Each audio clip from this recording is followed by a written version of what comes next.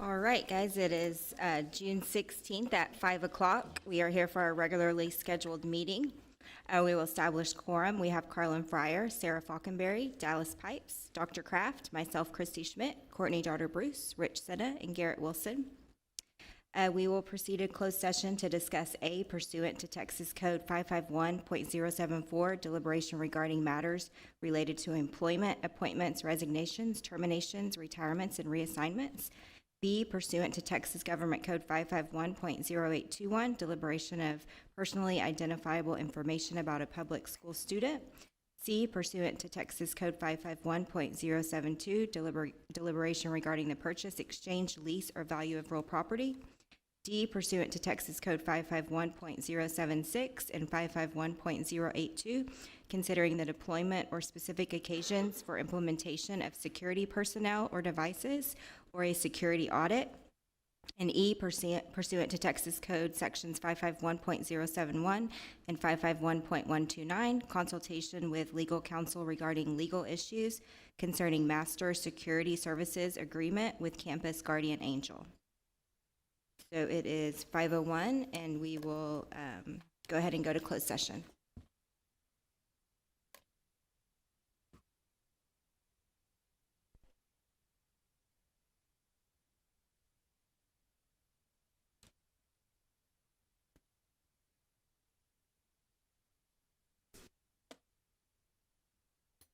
Go ahead. I won't run over you.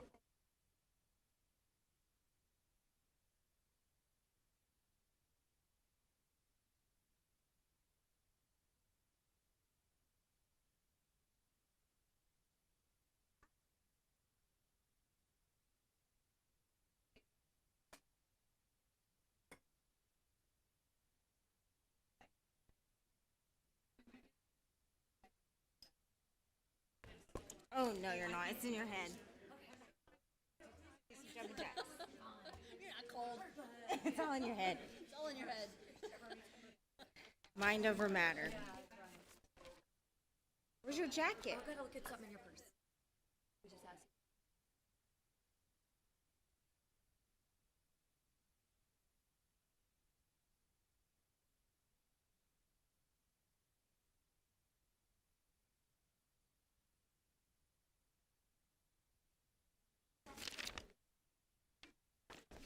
Okay.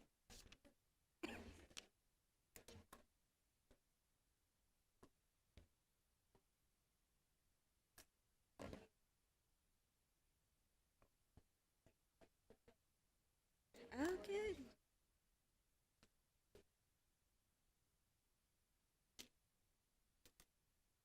Oh my gosh.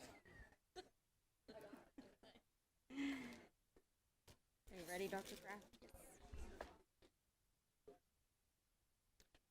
All right, welcome everyone. We are just reconvening from closed session, coming into open session at 6:33.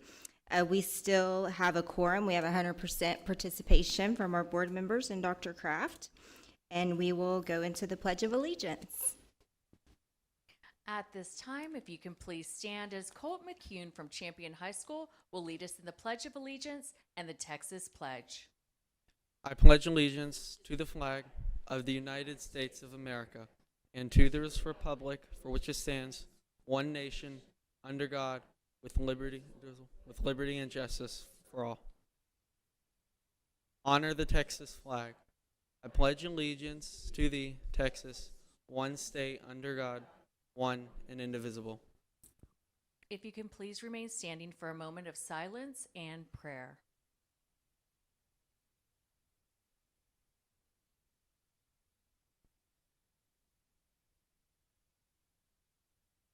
Thank you, and please be seated. At this time, I'd like to invite Madam did I speak too soon? No. Okay. Madam President, our trustees, and Dr. Kraft to join me on the floor for our commendations. Thank you.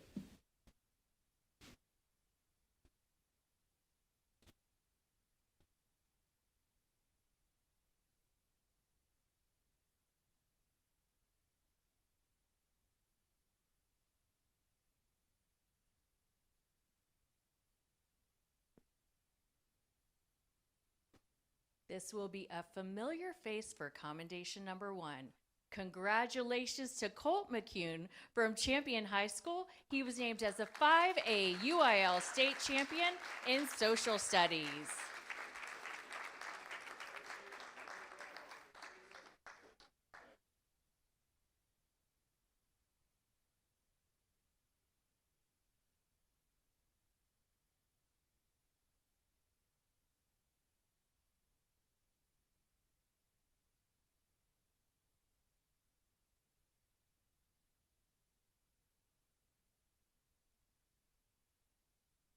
Let's give him a round of applause.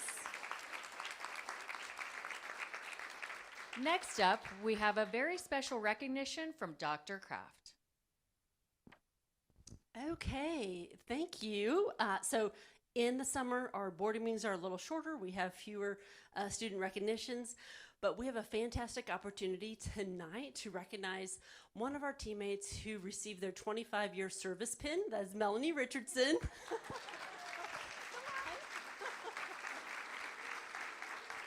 So, come in the middle. Okay, so shake hands. Melanie takes care of the board and all incredible amounts of information. She helps to make sure every board meeting is ready to go. She just does so much for our team of 8. And this is our last official board meeting of this school year, and so I thought it was appropriate for us to give Melanie a special surprise and a thank you for 25 great years and 25 more to Boerne ISD.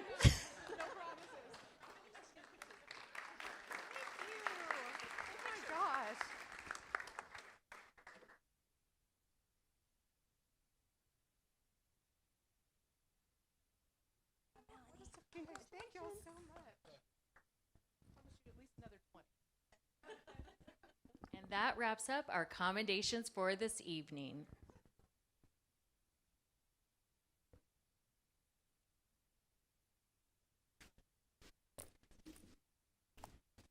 All right. Congrats, Melanie and Colt. Next, we have visitor comments and testimonials. The board encourages comments about the district from citizens of the district or from district employees. Anyone wishing to speak, either as an individual or as a representative of a group, may do so at this time. The board asks that each participant's comments pertain only to those agenda items posted with notice of this meeting and be no longer than 3 minutes. The overall time limit for comments will be 30 minutes. The board encourages the public to discuss concerns with an appropriate administrator who has the authority to address the concerns. Concerns should be expressed as soon as possible to allow early resolution at the lowest possible administrative level. Finally, be aware that rules of decorum will be enforced during public comment period and throughout the meeting. Disruptive behavior will not be tolerated. Those who choose to engage in disruptive behavior may be asked to leave. Each participant is legally responsible for the content and consequences of his or her own statements.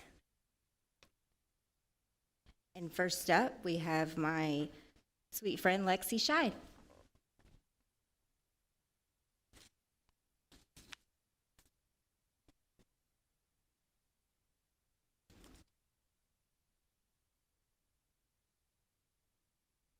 FA chapter, thank you for honoring us at the previous meeting for our ag sales team that went to state. It is just one of the many things our chapter does, and we would love to give you a quick glimpse of what we are able to do with your support. FFA is the largest student-run organization in the country. The National FFA organization has over 1 million members across all 50 states. Our local chapter at BHS has almost 500 members, with guidance from our 5 ag teachers. We have doubled in size since 2020. We are the largest student organization on the BHS campus other than athletics. We are blessed with our travel budget to compete all across the state and be able to attend events and contests in many different areas. Although these events are based on agriculture, we learn many skills that can't be taught in the classroom. We are not just raising livestock and farming. We do leadership events in the fall. Some events are Ag Issue Forum, public relations, parliamentary procedure, job interview, and ag skills demonstrations. We also do career events like ag sales, meat judging, and vet science, in which all 3 teams this previous year qualified for state. But there are so many more than just that. Then you have prepared public speaking, where the students write their own speeches on agriculture topics and present them to judges. Now, throughout the entire year, we do raise livestock and build ag mechanic projects. Thanks to the district's support, we are able to have a show barn and haul over 46 animals with new trailers. We compete in the Kendall County Fair and Livestock Rodeo, and over 5 different major shows like the San Antonio Stock Show and Rodeo. I know I only had 2 minutes today, so I created a flyer to give you a visual of how much our program is doing. Traveling over 13,000 miles, working over 3,600 hours outside of school with 132 kids on our competition teams. We know there is more to come, and we would love to see your continued support as we grow. So I have a few flyers if it's all right if I hand them. Of course. Thank y'all so much for your time and have a blessed day. Thank you, Lexi. Great job.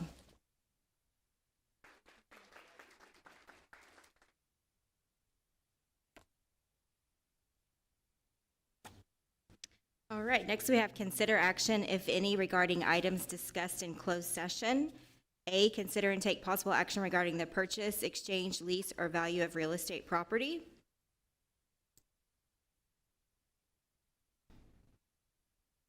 I move that the board authorize the superintendent to proceed as discussed in closed session.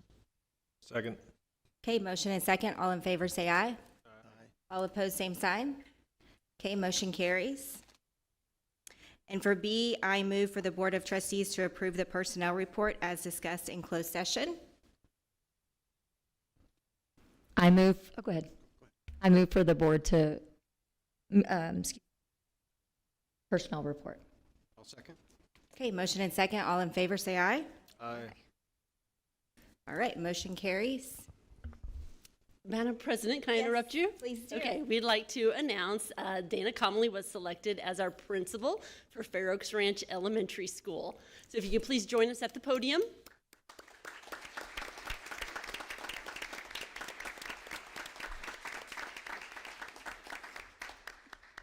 So Ms. Comley, we're very excited for this opportunity, and you have a strong background in all things Boerne ISD, and I'll just give you a few chances to say a few words and then introduce any special guests you have tonight. I just want to thank you all for the opportunity. I am really looking forward to serving the Fair Oaks Ranch elementary community and just continuing being a part of the legacy of Boerne ISD and moving things forward and carrying on the momentum that Ms. Schultz has left us. Thank you all very much.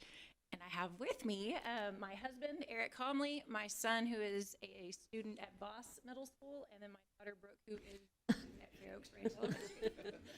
All right, well, congratulations, and we'll come down and take a picture.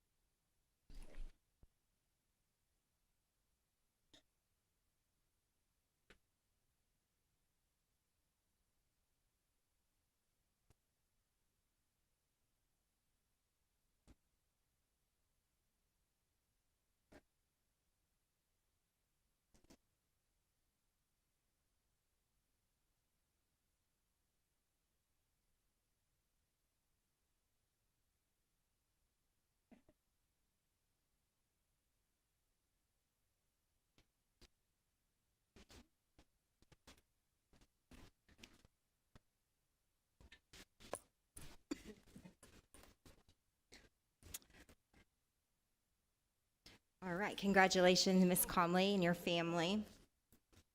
Next, we have consent agenda, and I would entertain a motion to approve our consent agenda today. Madam President, I move we approve the consent agenda as presented. I second. Okay, first and second, all in favor say aye. Aye. All opposed, same sign. Okay, motion carries. And that will get us to 7, governance, and we will start with board member reports. Okay. I do Do not have any reports this month. And I have nothing to report. We really have been busy this summer. I have one, Madam President. Go for it. I'm going to be presenting on the Bond Oversight Committee meeting that was held on May 13th. We were able to review the Bond 2022 accomplishments and challenges, including the Aquatic Learning Center. We also were able to discuss the Dunnenberg tract closing that was scheduled, and we were able to close on May 20th. We also met with the Geneva Master Planning Group, and we'll continue fostering that relationship as part of the long-range facility meeting. We also reviewed project budget status and projected savings. We discussed outcomes of 2 focus groups, strategic future planning focus group and future programming focus group, and their suggestions about future middle school facilities and how it may impact potential bond projects at Boerne Middle School North and at Boerne Middle School South.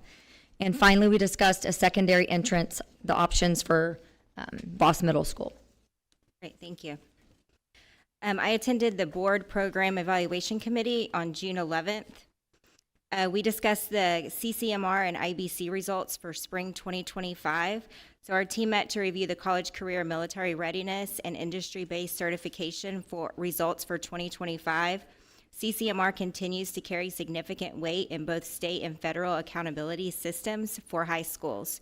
We are pleased to report that preliminary data indicates that we have surpassed our House Bill 3 goal for the graduating class of 2024. The meeting included a comprehensive review of district and campus level strategies used to promote student success in the areas of college readiness, career readiness, and ongoing goal monitoring. A key highlight was the increase in the IBCs, the industry-based certifications earned, with a total of 767 certifications qualifying under the A through F accountability system, a 19% increase over 2024. Great work. We also celebrated the expansion of certification opportunities with students testing for the first time in real estate, educational aid, and CompTIA, which is cybersecurity. The continued growth in CCMR indicators reflects our commitment to preparing all students for success beyond high school through strategic planning, aligned supports, and intentional progress monitoring. There's a couple other things we discussed. Ms. Flores is going to speak to some of those other things in a little bit, but CCMR is in all three domains of our accountability system. So it's sometimes easy to say we earned that A rating, but this is just an example of all the hard work that everybody puts in to help us achieve that. So thank you, Ms. Flores. Christy, if I could, even though it wasn't a true committee meeting, I think it probably is a good time to talk about everyone attending SLI last week. Oh, yes, please. So the board, some of us started on Wednesday evening from 6 to 9 doing evaluating and improving student outcome training, and then it's all day Thursday and all day Friday. We got to spend a lot of time together working on our continuing education hours. After we wrapped up our Wednesday session, Ms. Flores, we had conversations about you because you could have taught the class, and it was amazing how prepared we were for the information that they were discussing, and you certainly lead by example in our district, so thank you. So I'm sure we'll talk more about that in the coming months too in our educational sessions, but yeah, we had a great experience at TASB. We got to present on three different topics, so hopefully we'll get to share more about that.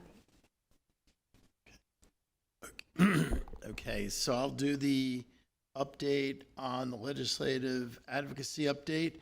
The session is over. The legislature finished on June 2nd, and it was, many consider it a productive session. So let's take a look at how it impacts us. The big one relating to public schools is House Bill 2 on school finance. It passed the House overwhelmingly. You could see the vote, 122 to 13. Unanimous in the Senate. It provides $8.5 billion in new funding for public ed. Now, to put that in perspective, over the last 6 years, since House Bill 3 passed in 2019, there's been 22% inflation. So that would have required about a $1,300 increase in the basic allotment if that's all the funding, if the funding went all through that one vehicle, which it did not. That would have been about $18 billion. But when you add in what was provided in the last session plus this session, it's just south of 13 billion. So it doesn't quite keep up with inflation statewide, but it certainly was the most largest increase public ed has ever had in a session. Approximately half that goes towards teacher compensation. There's a new allotment of $45 for average daily attendance, $500 million that goes for non-administrative staff compensation, your hourly employees and so forth, because a lot of districts pushed back and said, hey, we need increased funding for items in our budget such as transportation, utilities, property and casualty insurance. A new allotment was created called the fixed cost allotment, and it's $106 per enrolled student. That's almost $1.2 million for our district. And you can see the cost statewide is $1.3 billion. And what's good about that allotment as opposed to adding it to the basic allotment is Boerne has weights. Every district in the state has weights on top of the basic allotment for things like special ed and poverty, et cetera. But our weights are less advantageous than the weights in a lot of other districts. But we have the same inflationary costs. So the notion that the legislature put together an allotment based on enrolled student doesn't discriminate against a district like Boerne, which has a less weighted factor. So that's a good thing. And the increase in the basic allotment, there was a small one, but the other thing is the fixed cost allotment, the basic allotment is now tied to property value growth going forward. And public school advocates have always asked for some kind of an inflationary adjustment in the basic allotment. We've never had that, which is why it's been 6 years since the last adjustment was made. But now there is a mechanism going forth where we can have some additional dollars dedicated to public ed. This is a far cry from the original House Bill 2 that was passed, and it does show the benefit of constant iterations and feedback from the public and from districts. And we certainly probably testified more this session than we ever have before. It includes, you can see, almost $700 million for early learning programs. The amount of money dedicated to school safety basically doubled. Instead of getting $15,000 per campus for security, we're now at $33,000. Under the old version of the school safety allotment, it covered maybe 20% of our costs. Now it's, closer to 40%. So it's significant progress. Special ed, it was recommended that about double the amount that was allocated would be given, but $850 million is certainly better than nothing. But the funding gap is felt to be closer to 1.7, 1.8 billion between the costs the districts have and the state aid that is received for special ed. So I think this is something where 2 years from now, we'll have to do continued work and advocacy for that. Small and mid-sized districts, those districts below 5,000, got a bump in their allotment. The logic being that in really, really small districts, the overhead takes up a larger percentage of their allotted budget, and hence there needed to be an increase. That was certainly pushed by the small rural districts. Current technical education programs got an increase, and teacher preparation and certification initiatives, that's something new. The teacher compensation, and this is one thing I'm most excited about, in districts with more than 5,000 students, which is us, teachers with 3 or 4 years of classroom experience receive a $2,500 increase in their pay. This is a permanent teacher retention allotment funded by the state. Those with 5 years or more get $5,000. Now, the creation of a permanent teacher retention allotment was one of our 4 legislative priorities. In the first bill that came out from the House, HB 2, it focused on the basic allotment. So Boerne ISD, quite frankly, would have received less per student by far than the average district. and we would have had enough money to give maybe an $1,100 or $1,200 raise to our teachers, which is roughly 2%. And in a session where teacher pay was deemed to be a really, really important issue, the governor made it an emergency issue, which means, hey, take care of this issue. A 2% raise was not, it didn't float our boat. And we complained about it pretty heavily and testified in Austin. And thankfully, the different version was passed so that we have much more substantive raises. And you'll hear about when Mr. Scott makes the budget presentation about one and 2 year teacher pay that will be allocated for next year. Smaller districts get larger bumps, 4,000 and 8,000. Originally they were pushing for 5 and 10, but so 4 and 8, it's more than what our teachers are getting. But a lot of the really small districts in Texas start at $38,000, $39,000, and I don't know how you attract people into the profession. And after 20 years, you might be making $50,000. And in a lot of the small rural districts, there's a real issue with retaining teachers, hence the logic of a larger increase. So the legislature, they definitely dedicated a lot of money for that. This shows a lot of numbers. I realize it. We got yellow, we got green. Okay, so the top level in white is where our teacher pay scale was in 2024-25. The initial version of HB2 showed for 3 years and above an $1,195 raise. And now you will see the bottom row in green. I guess I'm stealing Mr. Scott's thunder about the $1,000 increase for 1 and 2 years. But the state funded in 3 and 4 years is $2,500, and 5 years and beyond is $5,000. So we feel that our advocacy helped, along with many, many other districts in the state, of course, help move the needle. I will say this much, that most public school advocacy groups preferred the House version. And frankly, we did not, because the Senate version of this bill gave us about $1.2 million more than the House version. And all politics is local. You do what's best for your district. And we did, and that's what we advocated and pushed for, and fortunately that's what happened.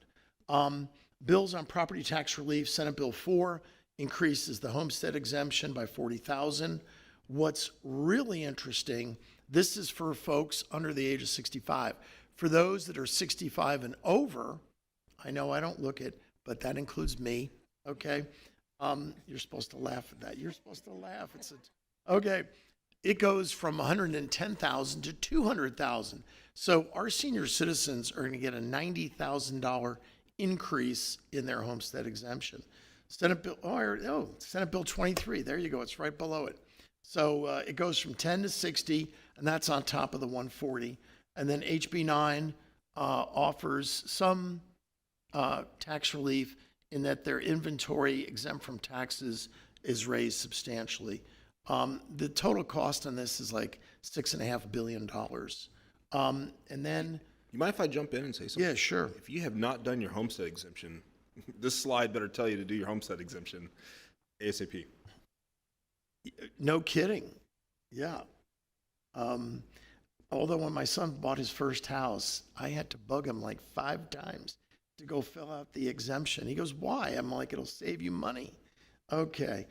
Cell phone usage, we've talked about this before.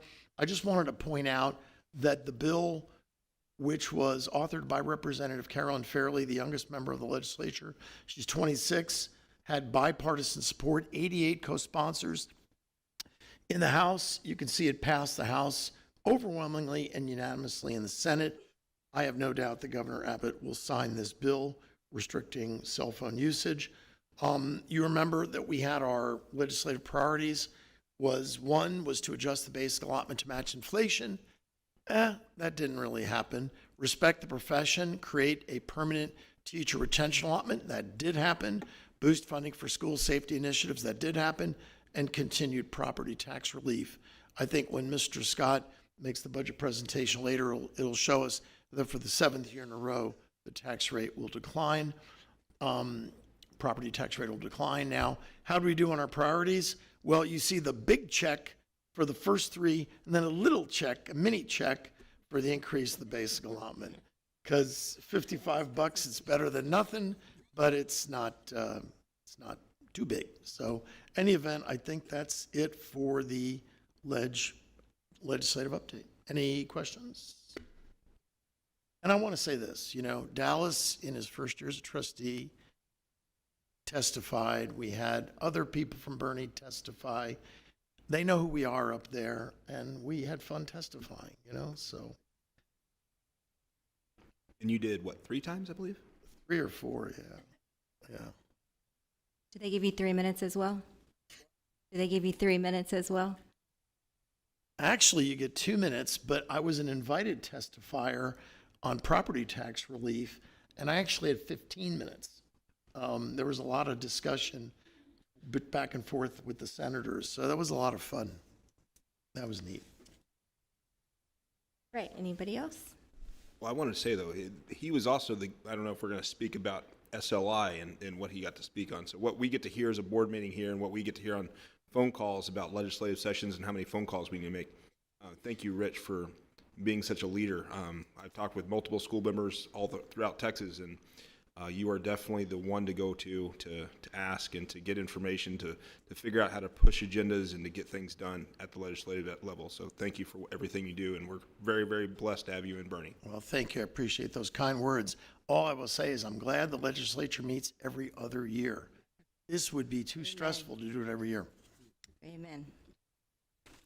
Anybody else? All right, next we have our board code of ethics. So our board holds itself to a high standard, and it's our practice that after an election cycle, we run through our board of ethics, our board of trustees code of ethics, and these were all signed in closed session, and they'll be framed because we take pride in these. And if you don't mind, at this time, we're just going to run through them.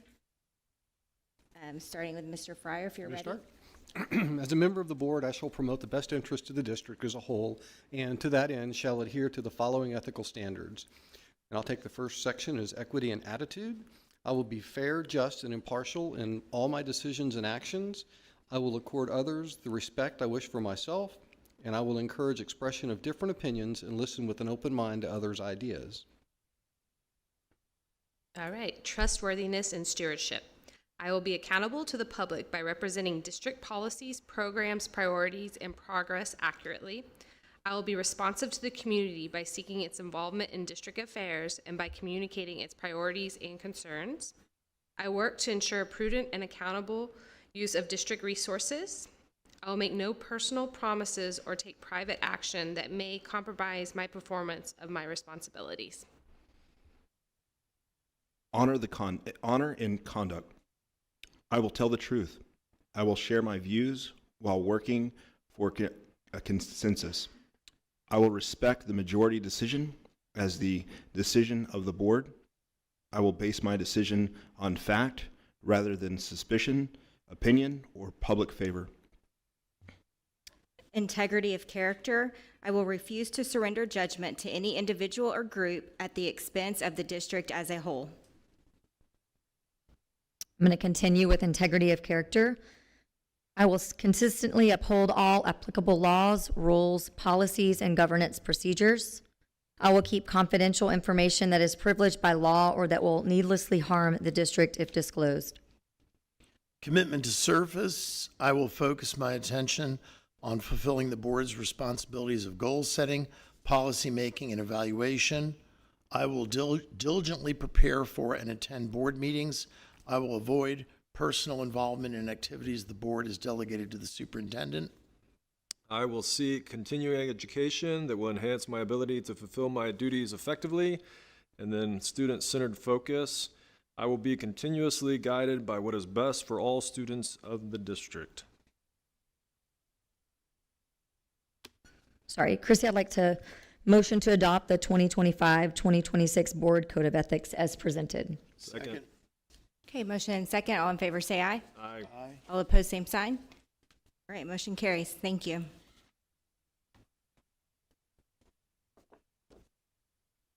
All right, next we have C, consider endorsement of candidate for the 2025 Texas Association of School Board Board of Directors.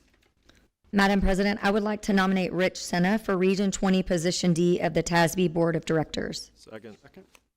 Okay, motion and second. All in favor, say aye. Aye. Mr. Senna, do you accept our nomination? Yeah, sure. Okay, motion carries. All right, next we have reports, starting with Dr. Kraft. All right, thank you, President Schmitz. So we have quite a few reports that we're going to give tonight, so I'll keep my comments short. I hope our families are enjoying summer vacation. Summer school is going well. Our operations team, everybody is hard at work preparing for a new school year. And you all have mentioned SLI a few times, so I just want to again share my thanks for all of you committed to being partners in learning together. And I really enjoy that at SLI you get to interact and meet trustees from all over the state of Texas. And, you know, we went last year from being attendees to this year, we presented 3 sessions. And so Krista Pomeroy and Rachel from north across the street presented on Hope in Action and how we've built a system of care. Rich, Christy, Yvette, and Maggie presented on legislative advocacy. And we also presented a session on the superintendent transition process. And when I think about all the best practices that this board employs, and just alone, reciting our code of ethics tonight is just another example of the systems and process our board has put in place to ensure high levels of governance. And so I just want to say thank you again. It's an honor to serve this community and to be on the team with all of you. And as you were reading the Code of Ethics, it really made me think about our core values, really shine through in all of these items that you lifted up: every child, every day, excellence through integrity, respectful relationships, and a commitment to service. So again, just to see the alignment of your Code of Ethics to our district's core values is really remarkable. I would like to say thank you to our executive leadership team. We spend a lot of time together every Monday, 3 to 4 hours at least. And, I really appreciate the partnership of every member of our executive leadership team and our cabinet for the leadership that they display and how they foster their areas of expertise across the whole district. So we have covered a lot of ground this year, and I just want to say a sincere thank you to our cabinet and executive leaders across the district. So thank you so much. We have been on quite a journey. From October to February, we launched a new committee for Boerne ISD. That was the Budget Strategy and Advisory Committee. And we covered a lot of ground with a great group of parents, and they became strong advocates for our school district, not only in the community, but in Austin, and reaching out to our stakeholders and legislators when we needed them to. And so tonight is really wrapping up that budget adoption process. So if you recall, we began our additional meetings in February.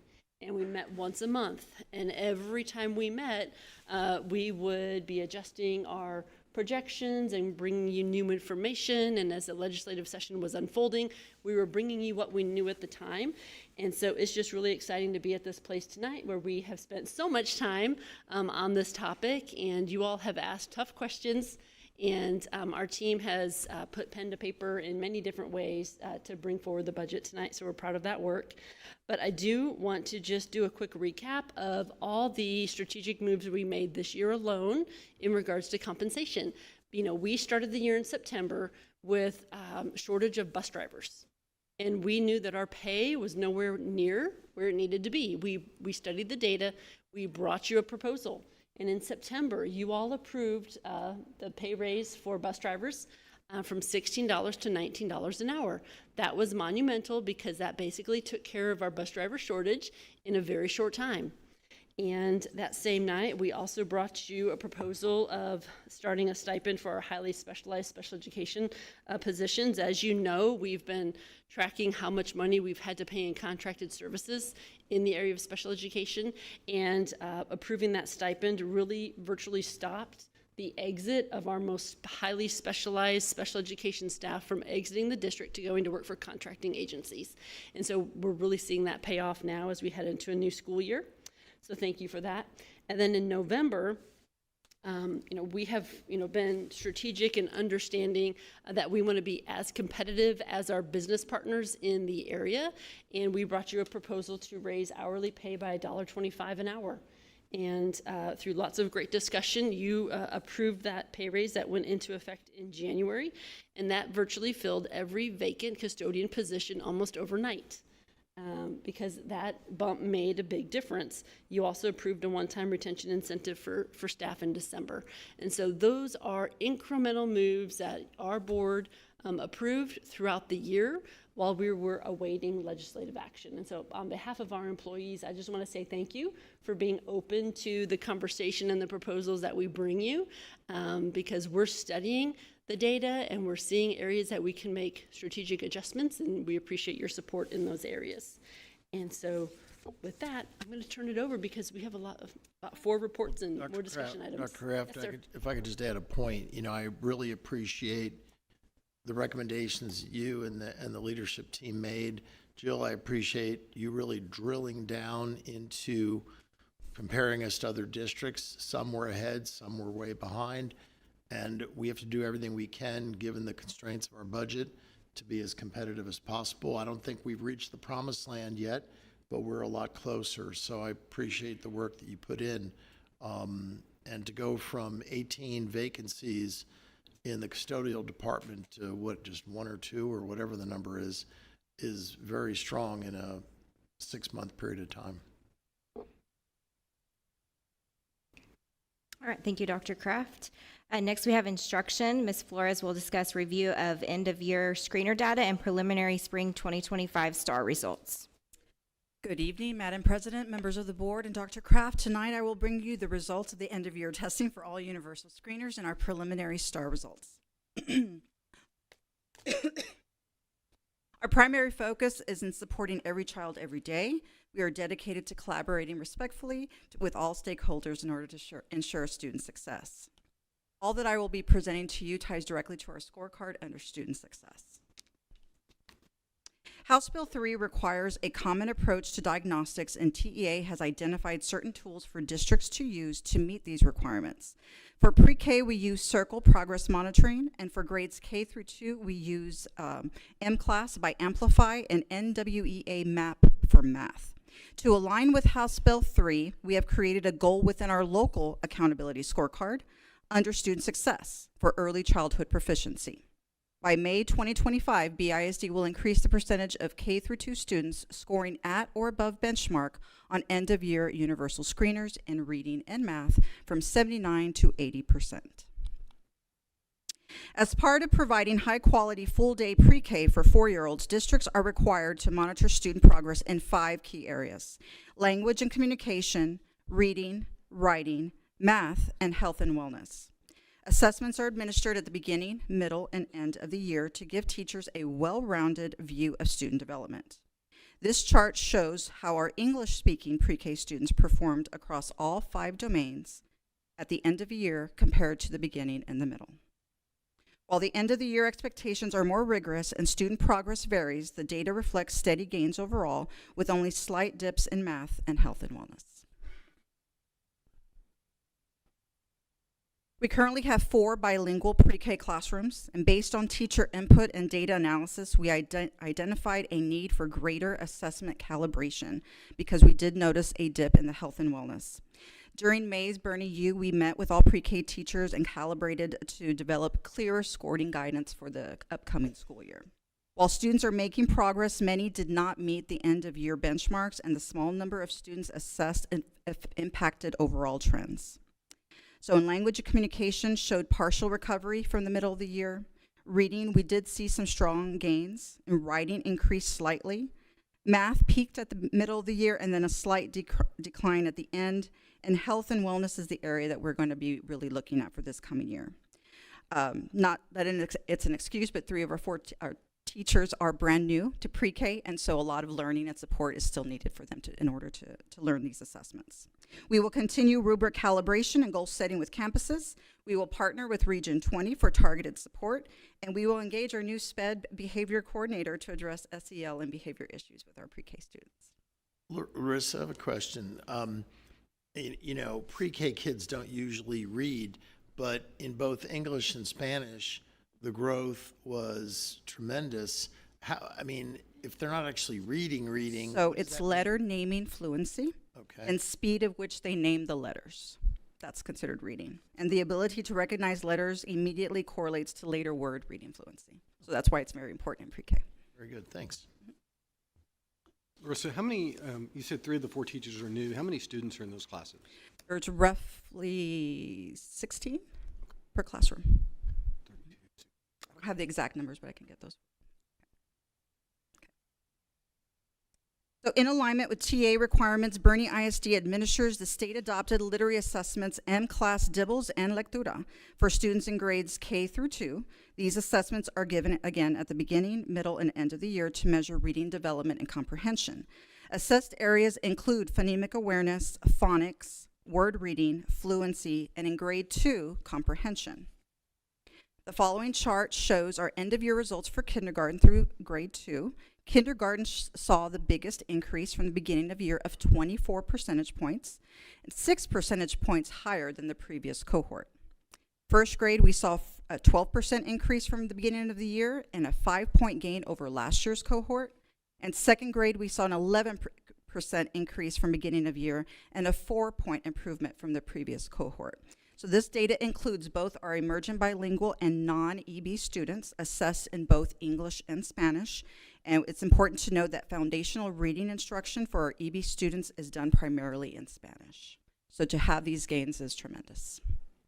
Did I hear it right? Did you say that our end of year tests are more rigorous than the beginning of the year? So they're not only advancing, they're advancing in a harder test? Correct. I understand that right? Yes. Okay. Wow. It's really good.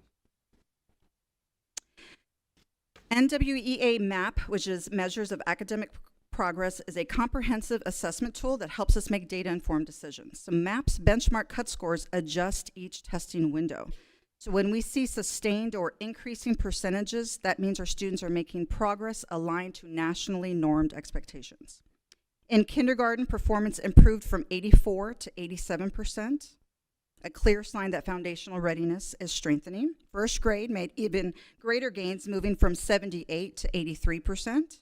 And second grade held steady at 80%. So this consistency is significant, as maintaining benchmark on MAP requires a full years of academic growth. Overall, these results point to positive momentum in early numeracy.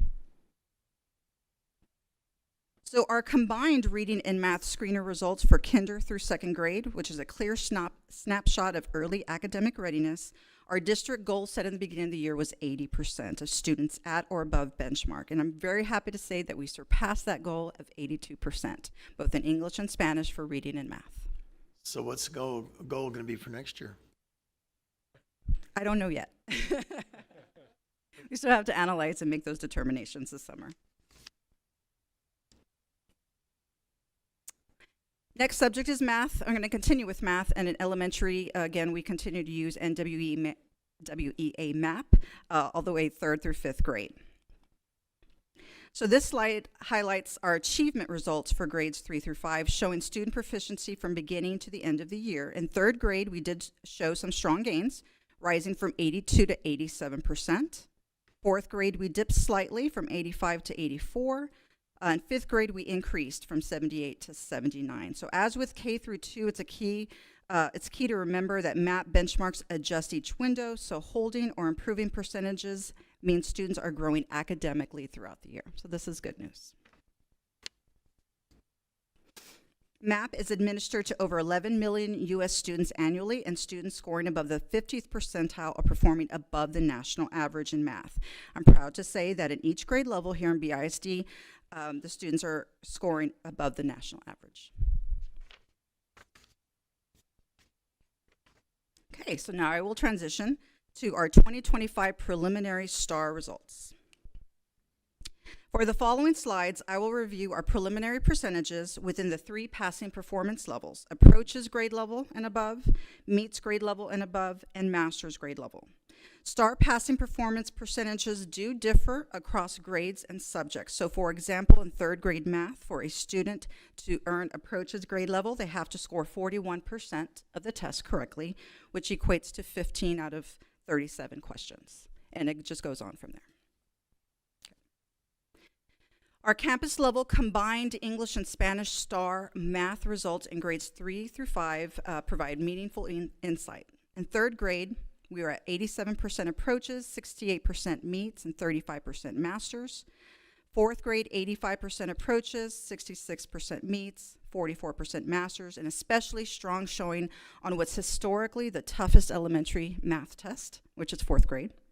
And in fifth grade, we had 88% approaches, 64% meets, and 32% masters. We always aim for at least a 90% approaches, but strong performance in meets and masters, especially in fourth grade, is really worth celebrating. We're really happy with those results. These results also show a solid foundation and consistent Tier 1 of instruction. For 2025 reading, language arts, STAR, combined English and Spanish, Boerne ISD scores were third grade 91% approaches, 74% meets, 42% masters. Fourth grade at 93% approaches, 75% meets, and 42% masters. And fifth grade 91% approaches, 76% meets, and 46% masters. We did have an increase from the 2024 reading results for grades 3 through 5. So we're very happy with these results as well.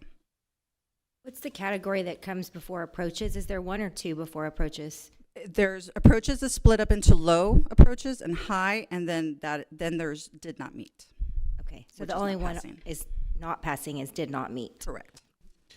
This fourth grade class, it seems like we have some brilliant 10-year-olds. Have we been seeing them kind of outperform the pace whenever they're in third grade?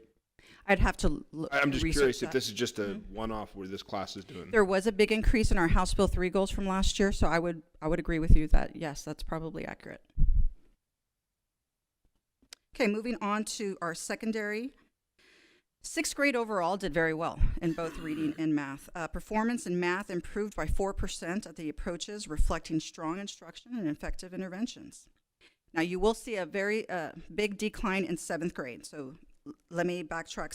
Senate Bill 2124, which was enacted last year, where schools must automatically enroll sixth grade students in an advanced math course who performed in the top 40% on their fifth grade STAR. So in sixth grade, our students take, the advanced students take all of sixth grade math and half of seventh.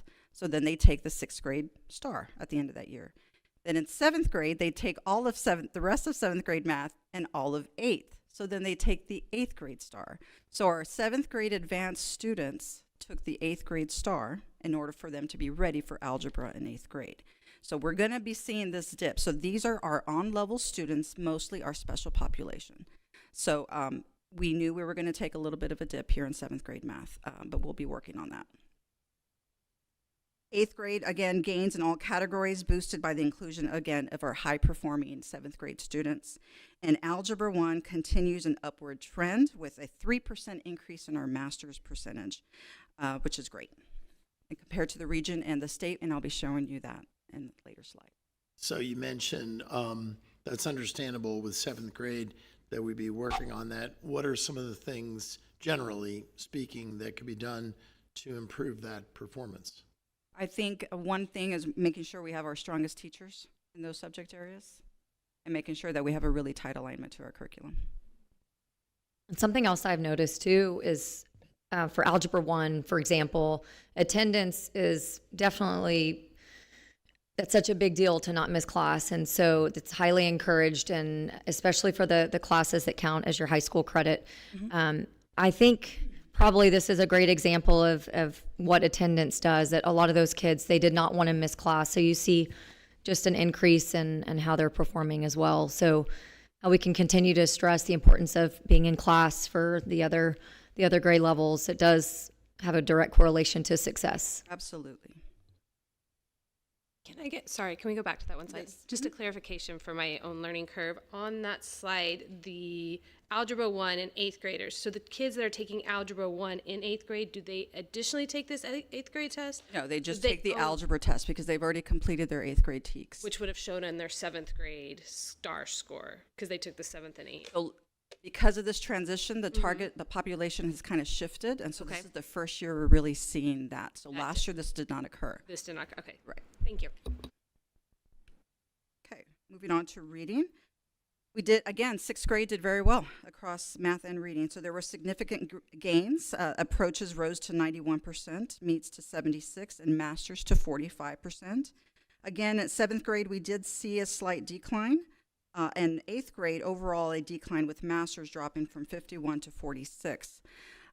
For English 1 end of course and English 2 end of course, they're holding steady, and we saw that trend across the state as well, which I'll show you here in a little bit. There was a drop in all English scores across the state. So despite some declines, Boerne students did outperform both the region and the state by at least 30%.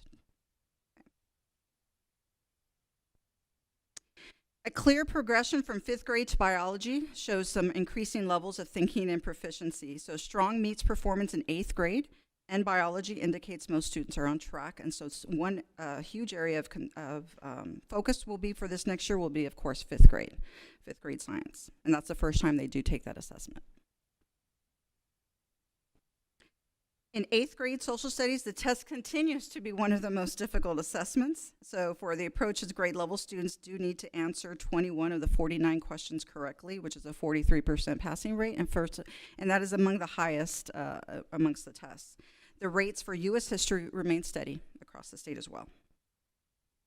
Isn't there a lot of memorization required to pass this test, though? It's not just recall, it's dates and events and writing.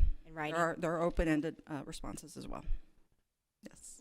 You know, I'm trying to remember, you gave us about a year ago the 5th grade test. I didn't do too good.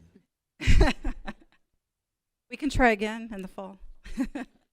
I didn't think it was an easy test. No, it's actually not. They are reading tests, and the reading difficulty is pretty high. I mean, level of difficulty is high for some of these assessments. So here's a culmination of all of our reading exam grades 3 through 8. Here it's BISD compared to the region and the state. And these are only at the meets grade level and above. And so you can see that BISD continues to be on average 20 percentage points above the region and the state for each grade level. You're going to see the same for STAR Math. Again, all of our exams, grades 3 through 8. And we're roughly 20 percentage points average above the region and the state. This slide shows the combined science and social studies STAR results for grades 5 through 8, comparing BISD to the region and the state. And again, roughly 20 percentage points average at the meets grade level and above. And then this is our end of course exams. Again, we average about 23 percentage points above the region and the state cumulatively. And I also wanted to share with you a 3-year comparison of BISD STAR performance levels across all tested subjects. Overall, the data reflects consistent performance over time, with BISD maintaining steady outcomes across all categories. While there are slight declines in some areas, it's not a significant and does not reflect a notable trend. This stability demonstrates sustained instructional effectiveness district-wide. And the Texas Accountability results will be scheduled to be released on August 15th, so I will return to the August board meeting with a full report, final STAR, and accountability ratings. Are those Region 20 numbers with ours included? Correct, yes. So I wonder what it would be without ours included, because that's a pretty big gap. Mm-hmm. So I'm sure we're kind of skewing the average a little bit for them, which is lucky for them. Lucky.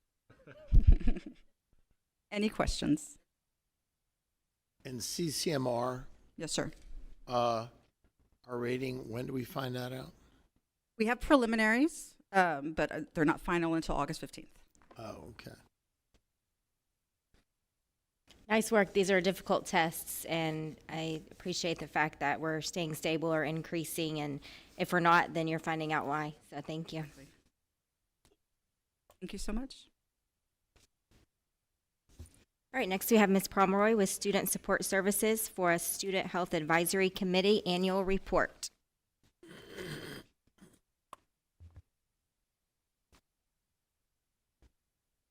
All right, good evening, Madam President, Dr. Kraft, board members. This evening, I am going to be presenting our annual progress report for our Student Health Advisory Council, or better known as SHAC.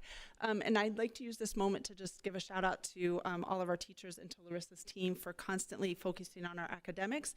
But our SHAC is really about keeping kids well so that they can perform in the classroom academically. When you look at our core values, We are very fortunate in that pretty much everything we do within student support services embraces our 4 core values. Today, we're really focused on every child, every day. So what is SHAC? SHAC is a group of individuals representing our community, our school district, all of our stakeholders.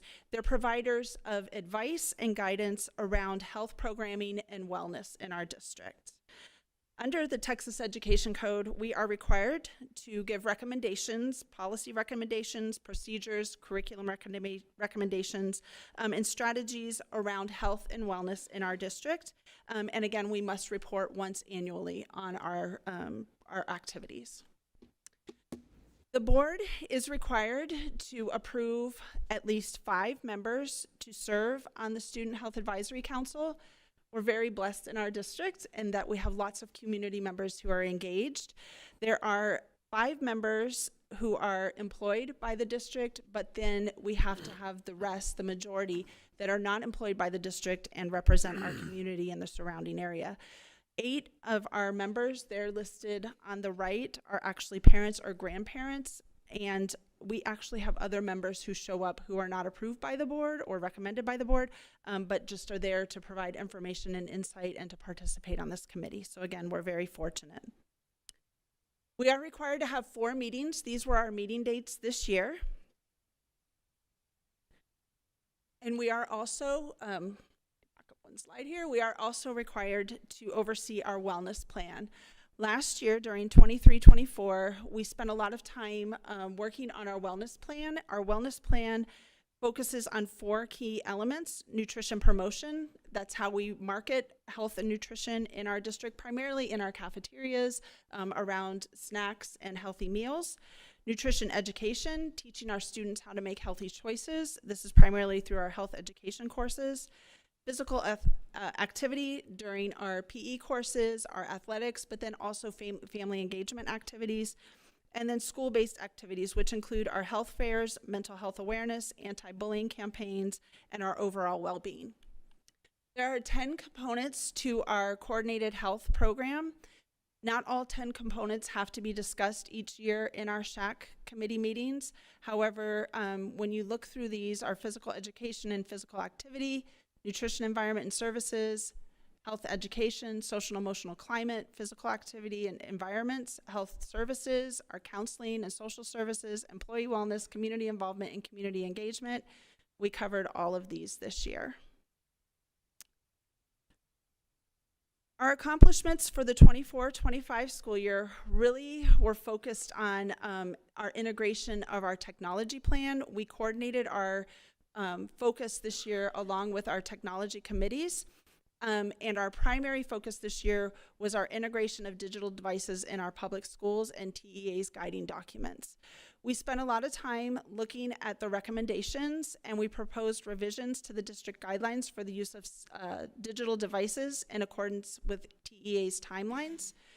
And we created recommendations related to the usage of digital devices for homework and total daily screen time for students. Specifically, when we look at the time recommendations that our committee put forth to our technology committee, they were around homework and overall screen time for students when they're using digital devices. We also had the opportunity to review and recommend programming for our drug and substance use programs, both our prevention and intervention programs. We overviewed a program through Hill Country Council for Drug and Substance Abuse, and subsequently the board approved a memorandum of understanding so that we can coordinate and collaborate with this agency to provide those prevention and intervention services. We also looked forward to next year and set some guidelines and some recommendations around family engagement activities, specifically our family fitness nights and our family engagement activities to help promote family engagement through physical wellness and physical well-being. Finally, our Student Health Advisory Council this year put forth some recommendations for parents with guidance for social media usage and online internet usage. It was around safety and guidance around social media usage, but also we were giving recommendations to families to talk to their students about posts and social media posts in particular, The recommendation was that we teach students that posts are permanent and can impact future opportunities, that we establish screen-free zones like the dinner table, on car rides, and in their bedrooms, that we set up digital detox days for the whole family, that we encourage children to teach new technology skills to their parents so their parents can be enlightened, and we monitor how much time children spend on all screens throughout the day to include television, computers, discussion, and gaming devices. And that was the work of the SHAC committee this year. Do you have any questions?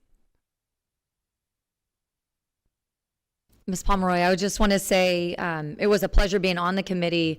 I loved how we were empowered to help make decisions and give feedback. And on the flip side, thank you for listening. It does make a difference when you have community members come in and to know that they specialize in these areas that can really help our kids benefit from the ideas and the suggestions that they give. But you as a leader to empower us that our decisions and our suggestions, they do matter and they are important. So just to give y'all a visual, we were walking all around the boardroom and we had idea boards going and we were giving suggestions and writing things down, and it was definitely a collaborative effort, and I always left feeling very encouraged for the district's the direction we were going to take care of our students, and also taking care of the community members that came, that they know that their input matters. So thank you for your leadership in this committee. It was an unbelievable experience for me. Thank you.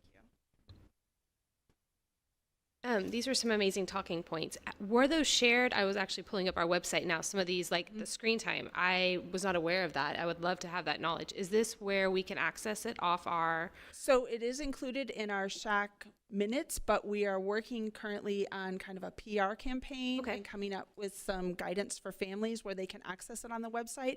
But then our SHAC committee had recommended making some magnets, refrigerator magnets and things like that, that we can pass out during our family engagement events, our resource rally, so that they can keep them handy. Oh, I love that. Yes. Because I think that's great, because if the parents know and the kids know and it's passed out at the district, it's not just mom or dad making up like 5 minutes, guys. It's what everyone in the community knows. So Yes, thank so you we for want that. to use it to share and help educate our community. Perfect. Sounds like you have flexibility in community members that can attend and also topics that are hot or need to be addressed in the moment. So thank you. Yes. Thank you. All right, thanks, Ms. Pomeroy. Next, we have safety and security. Mr. Goodrich.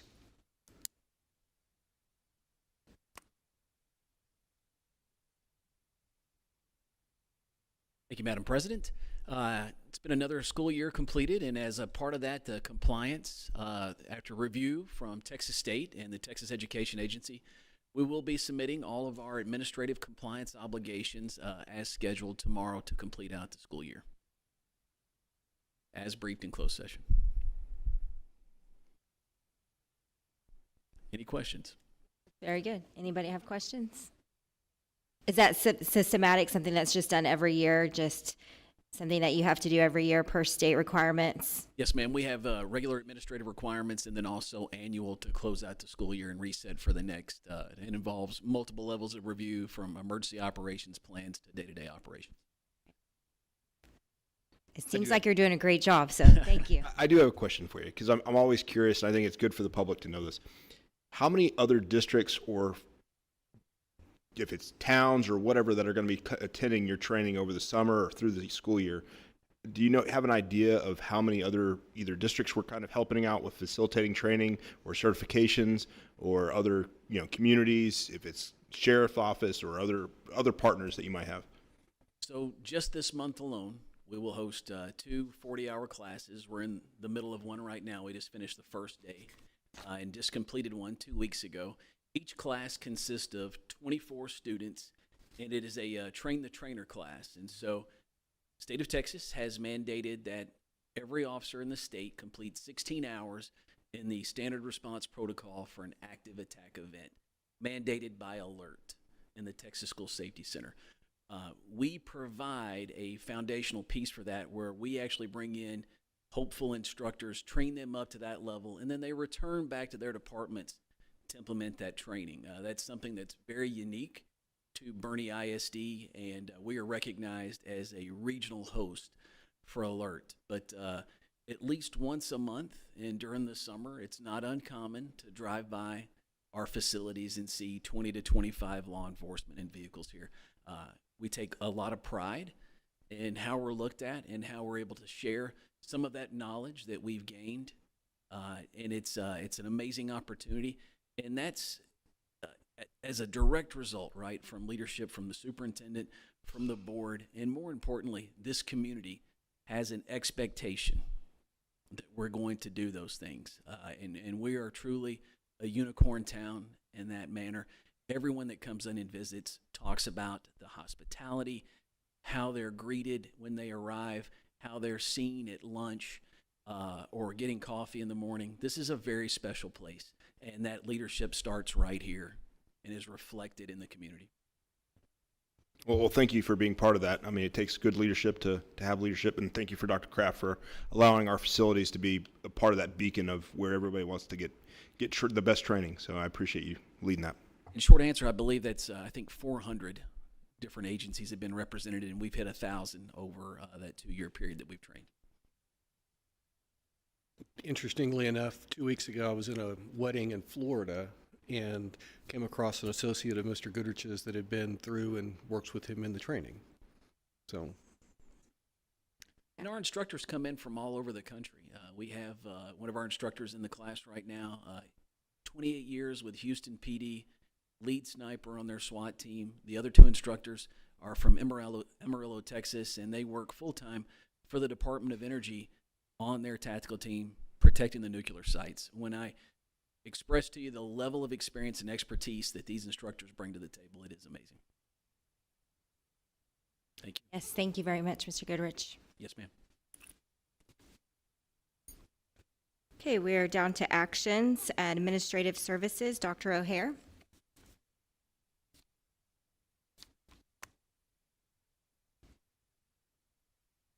Thank you. Madam President, Dr. Kraft, board members, I'm here this evening to discuss with you about the optional flexible school day program and seek approval for the district's 25-26 optional flexible school day program application. So the optional flexible school day program is a program that allows flexible hours and days of attendance for our at-risk learners. The Texas Education Code identifies 15 different indicators for at-risk students. Any student that meets any one of those indicators is eligible to use the optional flexible school day program.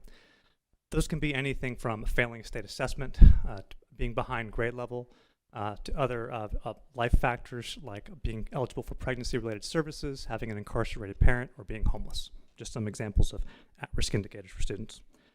The goal of the program is to provide additional flexibility for those students who need it in order to help them graduate.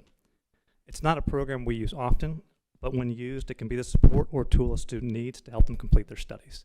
It's a great example of our core values, every child, every day. Last year, we had 1 student use the optional flexible school day program. The previous year, we had 5.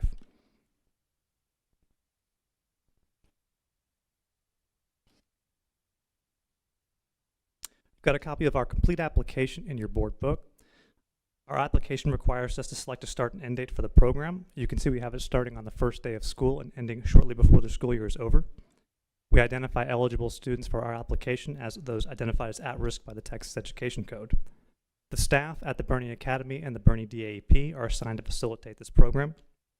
Students who wish to participate in the program can complete an application, which is then signed by them and their parents, and then our staff verify their eligibility.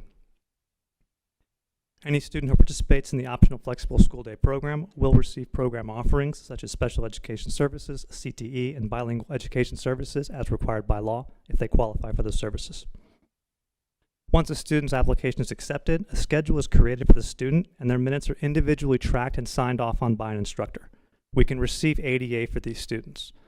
So what it will do for us, if we have a student that needs to stay home for a few hours in the morning to take care of their siblings and then come to school after that to complete their schoolwork, while they may miss the marking period for ADA, we can use the optional flexible school day and the different rules for accounting for their attendance minutes to receive some ADA for that student. Similarly, if a student needs to come to school and leave early to go to work, it'd be a program that would allow for them to come to school. We would receive ADA for them and they would not be held accountable under the 90% rule for attendance.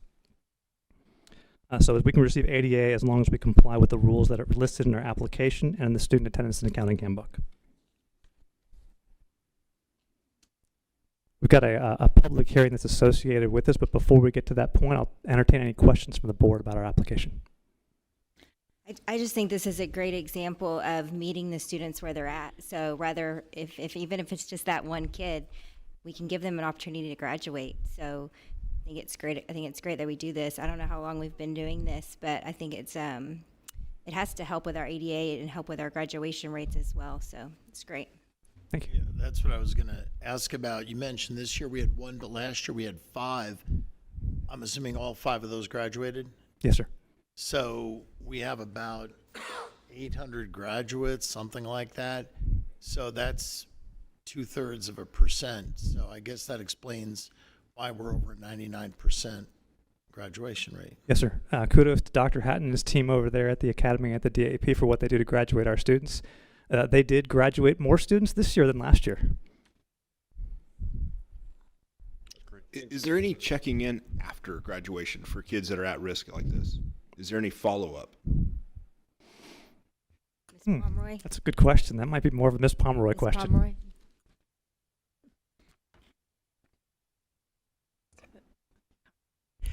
So we do keep track of certain kids that are at higher risk, and we do follow up with them typically for at least the year after, and make sure that they're on path to college, career, military, whatever those next steps are. So yes, we do track several of our students, our high risk students. Dr. O'Hara, would you mind explaining, when you look at like an application that comes in, what are some of the requirements maybe that a student is submitting on there? Really what we're looking for is, does it fit the needs of the student, right? Do they really have a need that will this help them achieve their goals? A lot of these students are in our credit recovery program or using Odyssey-ware, so they can pick up credits at a faster pace using that self-paced software program, right? So they don't necessarily need to be in school for 8 hours in order to meet their goals. And then do they meet one of those 15 at-risk criteria? I think this is, we talk about every child every day, and, we believe that every child can and will learn. It's amazing that we tailor it to this extent when we have 11,200 plus kids that, we're even going after these 1s and 5s. And I think it's amazing that we have this program, and we have a lot of stuff that we do like this. Yes, sir. We'll use every tool at our disposal to get ourselves to 100% graduation rate. Yeah, it's good. All right, anybody else? It is now 7:47 p.m. At this time, we'll open the public hearing and take comments from the audience. Does anyone have any comments regarding the optional flexible school day program? Going once, going twice. Okay, at this time at 7:48 p.m., we will close the public hearing. And did you have anything else, Dr. O'Hare? I'd just like a motion on our Yes, sir. application. Yes, ma'am. So I'll entertain a motion to approve the optional flexible school day program for 2025-2026 school year. I move that the Boerne ISD Board of Trustees approve the submittal of the application for acceptance into the optional flexible school day program for 25-26 school year. I second. All in favor, say aye. Aye. All opposed, same sign. All right, motion carries. And Dr. O'Hare, we have you back for code of conduct. Yes, ma'am. For our next item on the agenda, we are seeking approval for our local changes to the Boerne ISD Student Code of Conduct for the 25-26 school year. So we're in a legislative year, and we have not yet received all of the changes that will come out of the legislature that may impact our Student Code of Conduct. We don't anticipate receiving those until this summer, but we did want to get our local changes to the board now so that they could be improved and included in the Student Code of Conduct that our students will receive prior to the start of the school year. This will allow us to do our utmost to teach our expectations at the beginning of the school year when our students start with us. For our local changes, our process was we convened a committee of staff to review our BISD Student Code of Conduct and make recommendations for edits and changes. The committees consisted of a campus principal from each level and representatives from the Teaching and Learning Department, Administrative Services Department, and Student Services Department. The committee met several times during the spring. In between each meeting, members were tasked with soliciting feedback from their departments, other departments, and their campus staff at other campuses. We also met separately with the high school principals to get additional feedback. We don't have a lot of local revisions. We have a handful. You can see a summary of our proposed updates, and you have a copy of the complete red line changes in your board book. We're looking at cessation of bus service for the DAEP students. We made a couple of minor adjustments related to the dress code. For example, we clarified that the hats rule applies only to indoors. We don't care if they wear their hats outdoors or in the courtyards. They can do that. That's within the code. We also removed a line in the dress code about shorts for redundancy. We have a line in there already that says the shorts are to be mid-thigh. There was another line that talked about a 4-inch inseam. We don't really measure inseams when we enforce the code, and so our administrative teams thought that the mid-thigh was sufficient, and then they figured they could use what they always do, which is show different pictures and exemplars of students of what's in and not a dress code when they teach the code to their kids. We have additional language that clarifies that the campus administrator, in addition to the bus driver, may also initiate a removal for bus privileges.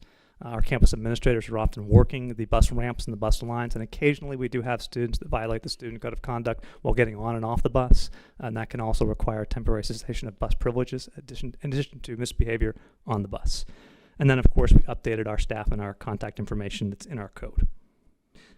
Again, we'll look at bringing you further updated changes that we get from the legislature when we come back with you in August. These are our local changes that we have, and at this time, I'll take any questions from the board.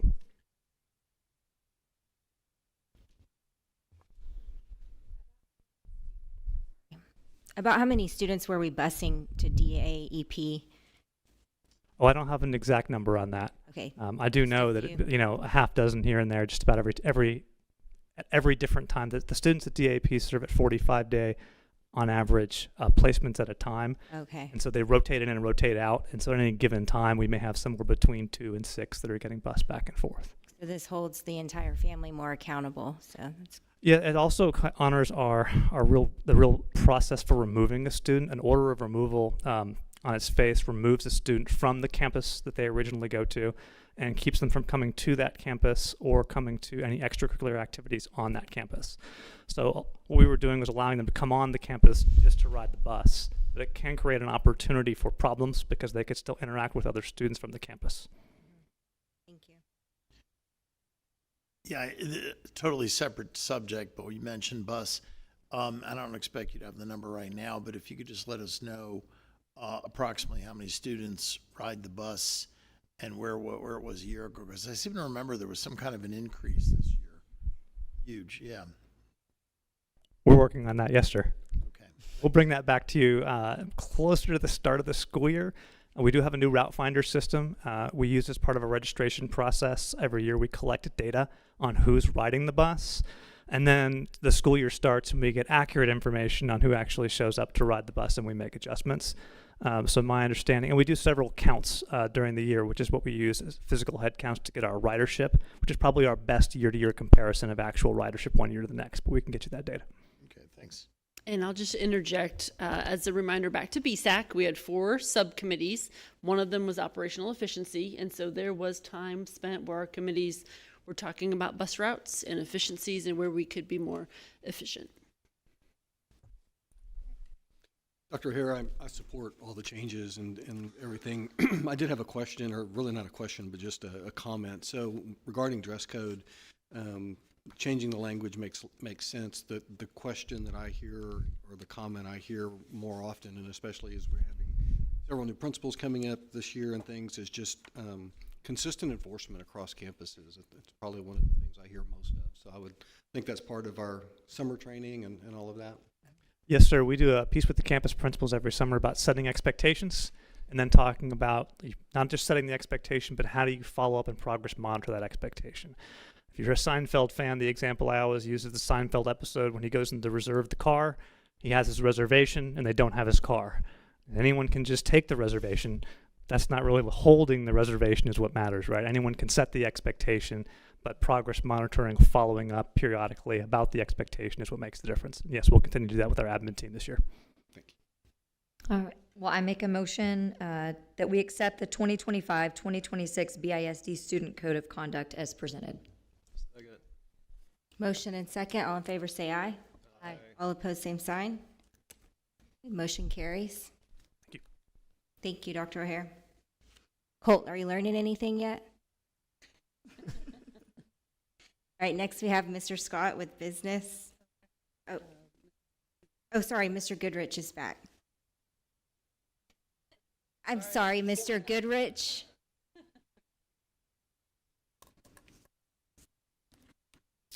Madam President, we will be discussing a pending program that we want to look into. It's going to require a review and submittal by the board regarding Campus Guardian Angel.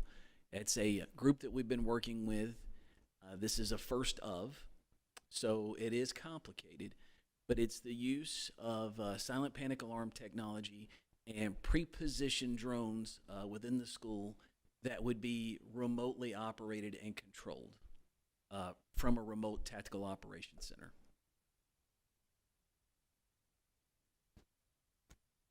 So just to clarify, this is just asking approval for the implementation of training. Yes, and so it's an exchange of services where we're providing a venue and then law enforcement expertise, and then they are providing a proof of concept or a evaluation period to see if this is a viable program for Boerne ISD. We're one of 2 to 3 partners statewide that have opened their doors, as we're always looking, right, to innovate and look for ways that we can continue to improve. And this is one of those, and this is one of those mutually beneficial relationships where we can benefit from the technology, be on the front end of it, and also improve. And we may be helping them as much as they're helping us. And so it's a great opportunity for us. Just so we can state, what is the financial hit to our district for this? So there's none. We were approached last year at the Texas School Safety Center. They heard us present, and then we sat down as they were looking for a partner. And then, as you know, as a former special operator yourself, Dallas, it's a small special operations world. Bill King, who was their tactical advisor, 32-year SEAL, we had some folks in common that had vouched for both of us. You know how that system works, that immediate vetting of each other. And it felt like a natural relationship, so we brought it back. And then I believe you and some other board members were present when we did a test of the system in January for our annual mass casualty exercise that we did. About 150 first responders, right? EMS, fire, the regional medical authority, federal, state, and local partners all participating, and the drones actively participating in that exercise with us. Well, thank you for keeping us on the frontier of safety and security. Safety always comes first. And does anybody else have any questions or comments? I just think it's an attestation of the advancement of, how much we focus on safety and security in our school district to be selected as one of 2 or 3 in the state. So kudos to you and the team. Yeah, amen. Madam President, I move the board approve the Master Security Services Agreement with Campus Guardian Angel and delegate authority to the superintendent or her designee to negotiate and execute the Master Security Services Agreement in a form approved by legal counsel. I second. Okay, motion second. All in favor, say aye. Aye. All opposed, same sign. Okay, motion carries. Thank you, Mr. Goodrich. It's exciting. Mr. Scott?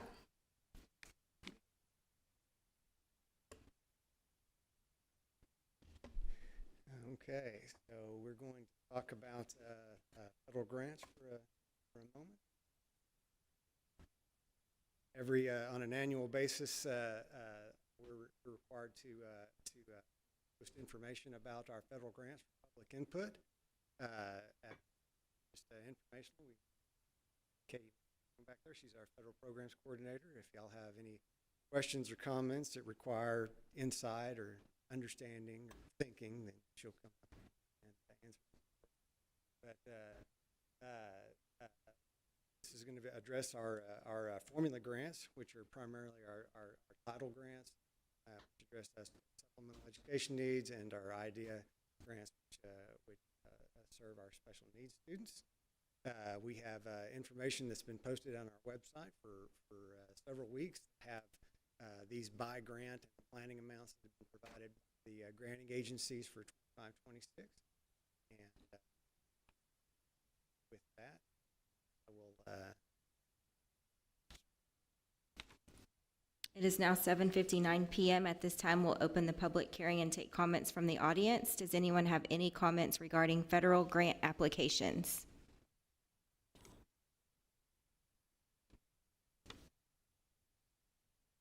Okay, at this time at 8 PM, we will close the public hearing.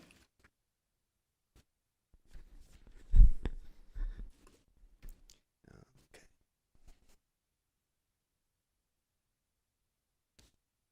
Go ahead, Mr. Scott. Budget hearing? No, no. Didn't see that. No. Do we need a motion, sir? For the federal grant hearing, no, ma'am. Okay, that's what I thought.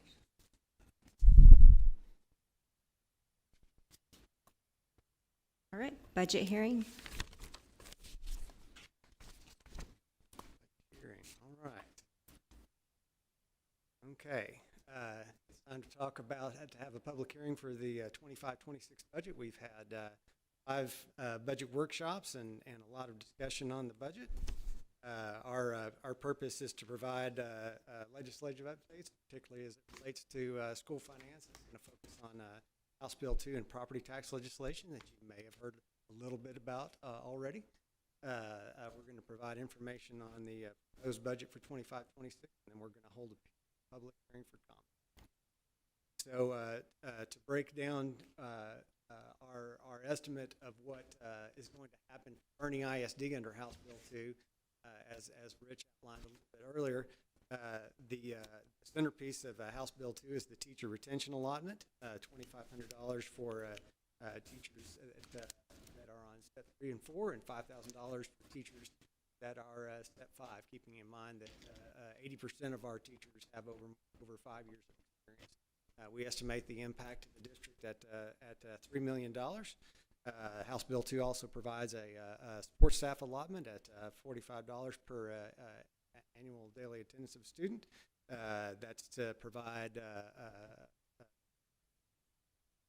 salary support for staff that are non-administrative, non-teaching personnel. So all of our custodians and maintenance personnel and office staff, anybody that's not an administrator, at $470,000. House Bill 2 provides for special education and initial evaluations at $1,000 per evaluation. This is modeled at $450,000, keeping in mind that for the last 2 years, the district has performed over 600 initial evaluations in a year, so this is a pretty conservative estimate. As mentioned earlier, the school safety allotment doubled on a per-student basis and more than doubled on a per-campus basis for an additional $350,000 for the district. And the allotment for basic costs that's supposed to provide for employer-related payroll costs and other non-payroll costs at $106 per enrolled student is a little over $1.1 million. The increase to the basic allotment and its impact on all of the weight, we estimate is going to bring in over $900,000 in revenue. The offset to that was that when they increased the basic allotment, they froze the tier 2 our tier 2 pennies, which are in our tax rate. We've got the tax rate that's provided by the DEA. And then we have some pennies on top of that right now. The district has 5 what are called golden pennies, right? And those are called golden pennies because they're not subject to recapture, and they get state funding to the extent that a penny for Boerne ISD yields less than what Austin ISD is called the Austin yield or the guaranteed yield. And that's one of the things since House Bill 3 has been implemented that has consistently gone up. But they have frozen that at the 23-24 levels. So as a result of that, there's $150,000 estimated revenue loss. And the killer for Boerne ISD, I agree with Rich Sena that House Bill 2 was significant legislation and very beneficial to public education as a whole. But there are a few that got hit by what Boerne got hit by in that in the 2023 legislative session. when significant amount of property tax compression was put in place to try to do good things for the taxpayers and for the 1,000 school districts in the state of Texas. There was a few that it impacted more, and as a result of that, it impacted beyond what the legislature intended. A hold harmless was created, and the district has received funds from these because we were compressed more than they intended to compress us from a funding perspective. And Rich, there were efforts to eliminate this hold harmless in this last legislative session. Senate Bill 4 had that language in there. I know Rich Senna was one of a number of people around the state. Rich was definitely the point for Boerne ISD that led the charge to get Senate Bill 4 amended, and was successful in doing that. And they snuck it in on the third reading in House Bill 2, and it was passed before anybody realized what had happened. And the result of that is the district lost $2.4 million in funding. That leaves a net gain from House Bill 2 estimated at $3.8 million. Keep a couple of things in mind, that the $3 million provided by the teacher retention allotment is required by the state. We have to and want to spend that money on our teacher salary. Right? Just in workshop that we're a growing district, and we're going to have new teachers for growth that we have in place, and that's estimated a little under $600,000. So if you look at the $3.8 million that we're going to get from House Bill 2, we effectively have a couple $100,000 left to address everything outside of teacher salaries and new teachers for growth. Keep that in mind as we progress. Wes, if you could go back to the previous slide, when I mentioned earlier, this 3.8 million is still 1.1 million more than the original version of HB 2. That's the good news. The bad news, and Mr. Scott is absolutely correct. We had our two state legislators submit an amendment on our behalf, and 20 or so other districts, to strip the language out of Senate Bill 4, and it was accepted by the author in the House, passed 142 to nothing, and we thought we were safe. And then in the midnight hour, amazingly, amidst a 455-page list of amendments, in a little line, this made its way back in. Don't know where it came from, but it's one of those things, like Nancy Pelosi once said, we have to pass the bill to find out what's in it. Well, this was not a good thing. So hope springs eternal that we're not done yet with this situation. Yeah. And just a reminder, this was 20 to 50 districts in the state that got it. 1,000 school districts in the state of Texas that lost money on this. All right. Wes, just real quick before you go on with that, I do think it's important to talk about what that line item looked like when the legislators received it. So the numbers that the Legislative Budget Board sent out were not reflective of this decrease of that $2.4 million, and so our own state senator didn't know that. And so I still would love to see some type of connection back to Legislative Budget Board and the other entities that are running the models to find out where the disconnect is, because it certainly was not appropriate. That's a very good point, because our senator asked, how did her staff miss it? Well, they didn't miss anything, because the number, as you pointed out, that was given to them by the Legislative Budget Board was up here. When you go through the 60 or 70 steps in the funding formula, which Mr. Scott does, the truth is here. And that was communicated, but this was like the last day of the session when this was, and but the fight's not over.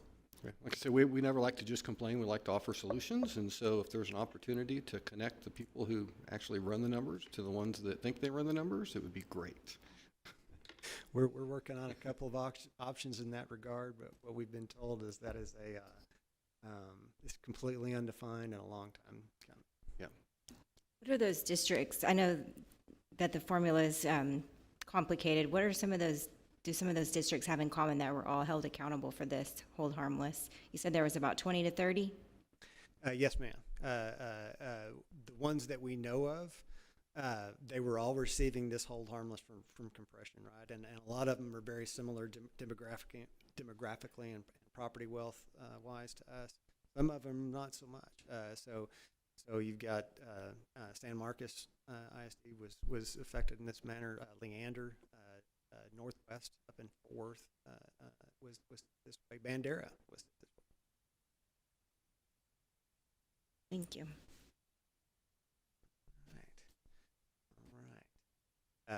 Mr. Sin has already talked a little bit about the property tax legislation that's in place. I was a little bit confused because when I went and looked at the legislative websites, it talked about Senate Bill 4 and Senate Bill 23. It said they were signed by the governor and in place. And I saw articles today that he was having a signing ceremony. So regardless, this comes into play, and I won't repeat what Mr. Sin said, except I've run models for what this legislation is going to do for our taxable values, and what it looks like is that it could bring our taxable values down by as much as $1 billion, keeping in mind our taxable values estimated right now are about $13 billion. So it's significant legislation.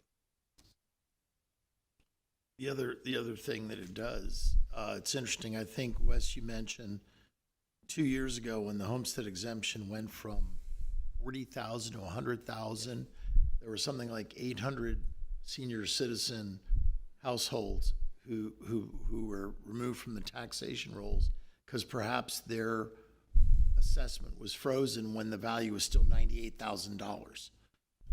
So they might be 80, 85 years old, and when it was frozen years ago, their property might have been worth less than 100,000. Today, it's probably worth 300,000, but they don't pay any school taxes. So I would imagine the same thing will happen in this case. There'll be a decent number of those over 65 or disabled who will just be removed from the tax rolls, and will still be entitled to that entitlement money. If it doesn't come from property taxes, it comes from state aid. But it's just an interesting development, and our average taxpayer will save, a decent chunk of change. Yes, if you listen to some of the statewide conversations about Senate Bill 23 and its potential impact, it's predicted that a lot of districts, there is a component of your property tax levy called the frozen levy, which is for those that are over 65. And it's been predicted that a number of districts, their frozen levy will go completely away. There'll be nobody over 65 paying taxes. I don't know that that's going to be the case in Boerne. I don't think it will be, but it's still significant legislation. All right, let's give a picture of how House Bill 2 impacts Boerne, despite the House Bill 2 funding that we're getting, which we appreciate. We still have the lowest funding per student in the San Antonio region. What you see before you is a Senate District 25, which is most of the northern part of San Antonio and Hill Country up to Austin. And you'll see in purple down here is what Boerne would have been funded under current law, what we're predicted to be funded under House Bill 2, and the increase. Though we're not the lowest, there were a few here in green that were a little bit lower than Boerne ISD. What we got increased to is still absolutely the lowest. If you look at San Marcos is a good example. If we were funded at the $11,300 per student that San Marcos is, it would add almost $16 million to our budget. And that makes a big difference on our most important assets. Of course, our purpose is educating our children, and the most important asset that we have in doing that is our teachers. And as we mentioned before, if 80% of our teachers have more than 5 years of experience, if you look at the blue column, we're one of the lowest paying districts in the area related to teacher pay, keeping in mind that Comfort and Blanco are small, mid-sized districts that are going to get $8,000 per teacher in that range, and will certainly surpass this if we depend on entirely on House Bill 2 for teacher pay. Well, and also you have Bandera and Comfort there that are going to a 4-day, so yes. I think that's something to consider as well. Yes, sir. Absolutely. So, to address that, I would like to introduce the Competitive and Strategic Financial Plan, the CSFP. And to do that, we'll require the adoption of 3 additional golden pennies. I talked about 5 golden pennies that the district already had. This plan would include adopting 3 additional golden pennies. What we would do with that is to increase starting pay to $60,000 that make the district competitive in this area in teacher pay. To increase starting pay for paraprofessional employees to $16 an hour. The primary purpose for doing that is to address teacher aides. We talked a little bit earlier, Dr. Kraft mentioned the good things that we did with custodial employees and bus drivers. The one place that we still have a lot of vacancies is teacher aides. We want to be able to support our classrooms and our students properly. We would do that in that line item. We started to do really good things with our auxiliary employees in the 24-25 year. We'd like to continue that by increasing starting pay for auxiliary employees to $15 an hour, and increase our professional employees by 3%. Additionally, we would like to employ some items to address pay steps and salary scales, and address stipends for areas in that we really need them, like our CTE teachers. And additionally, we did get news 2 weeks ago, if I'm not mistaken, that TRS announced their premium increases, which is our 10% increase in premiums. And we need to increase our district contribution to address healthcare premiums for the over 800 employees that participate in that plan. It has been quite some time since the Boerne was able to address our capital replacement plan as a part of our regular budget. We've done it through bonds. We've done it through savings out of fund balance when we could.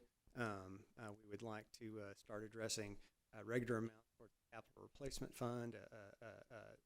I don't want to throw another district under the bus, but you could see what happened at San Antonio ISD in the last couple of years when they weren't able to address the assets that they had appropriately to be sure that they were providing good service to their students. And then this plan would also address the fast growth needs and the inflationary pressures that we've seen in the last several years. Okay. Do you mind going back to the last slide for me? I'm trying to find another A-rated district. Can y'all help me find one on this list? Well, Dallas, this is a rhetorical question you're asking, and you've now pointed out that in the state of Texas, there really is a minimal correlation between academic achievement and how Texas funds its public schools. Now, Mr. Scott, you just mentioned San Antonio ISD. Well, with all due respect to San Antonio ISD, they have $3,000 more per kid than we do. They've passed $2 billion in bonds in the last 5-6 years, and they're losing kids. So I quite frankly think it's more of a management or mismanagement issue in some districts in the state of Texas, and those that are well managed don't necessarily get rewarded for it. I mean, I'm so thankful of the teachers that are willing to put in the work that it takes to make us an A-rated district, and I think the numbers unfortunately don't show that. I wish they did, and I'm really looking to find B-rated districts on this list, and I see 3 or 4, maybe 3. So we're not an outlier. We are head and shoulders an outlier on the funding formula. So thank you for what you're doing, but truly for the teachers, it's an impressive stat. Well, the good news, of course, is the raise, and we fought hard for that. But the reality is that every other district is getting that too. So if we want to be more competitive, we have to go beyond what has been done by the state. And not that we're going to get into a lot of detail on it now, but one of the things Wes mentioned on the next slide is the whole pay scale issue. And in some years, we have steps that are very, very aggressive. In other years, it's very, very minimal. So by correcting our starting pay to a higher level and then correcting the step process, this would, instead of having an $80 step in year one, it would be a more competitive step in line with what some other districts can afford. But there's a price to pay when state funding formulas dictate how much we're entitled to get, and it's a lot less. And I think the common theme, Dr. Kraft, throughout BSAC was we do a lot more with less. That's the theme of our district. We do more with less. And it would be nice to have more because then people could be rewarded for the good job that they're doing. And they deserve it. Absolutely, they deserve it. It looks like we, I'll let you continue with your presentation. If y'all have any more questions or comments on the CSFP before I move on. I love this slide. I think we have a lot of work that we need to do, and I echo my fellow trustees that our teachers deserve equitable pay for working as hard as they are and being A-rated and having to compete with neighboring districts that are F-rated. Just, it doesn't seem fair. I think we all agree on that. All right, so it is to accomplish this will require additional revenues, which three pennies will bring, but it's not all about just increasing revenue. We met with the Budget Strategy Advisory Committee, and they gave us a number of suggestions. I'm going to talk about what they did in a second, but first let me talk a little bit about the budget assumptions. We've talked about these in workshops. They've changed a little bit at this point in time based on information that we know today.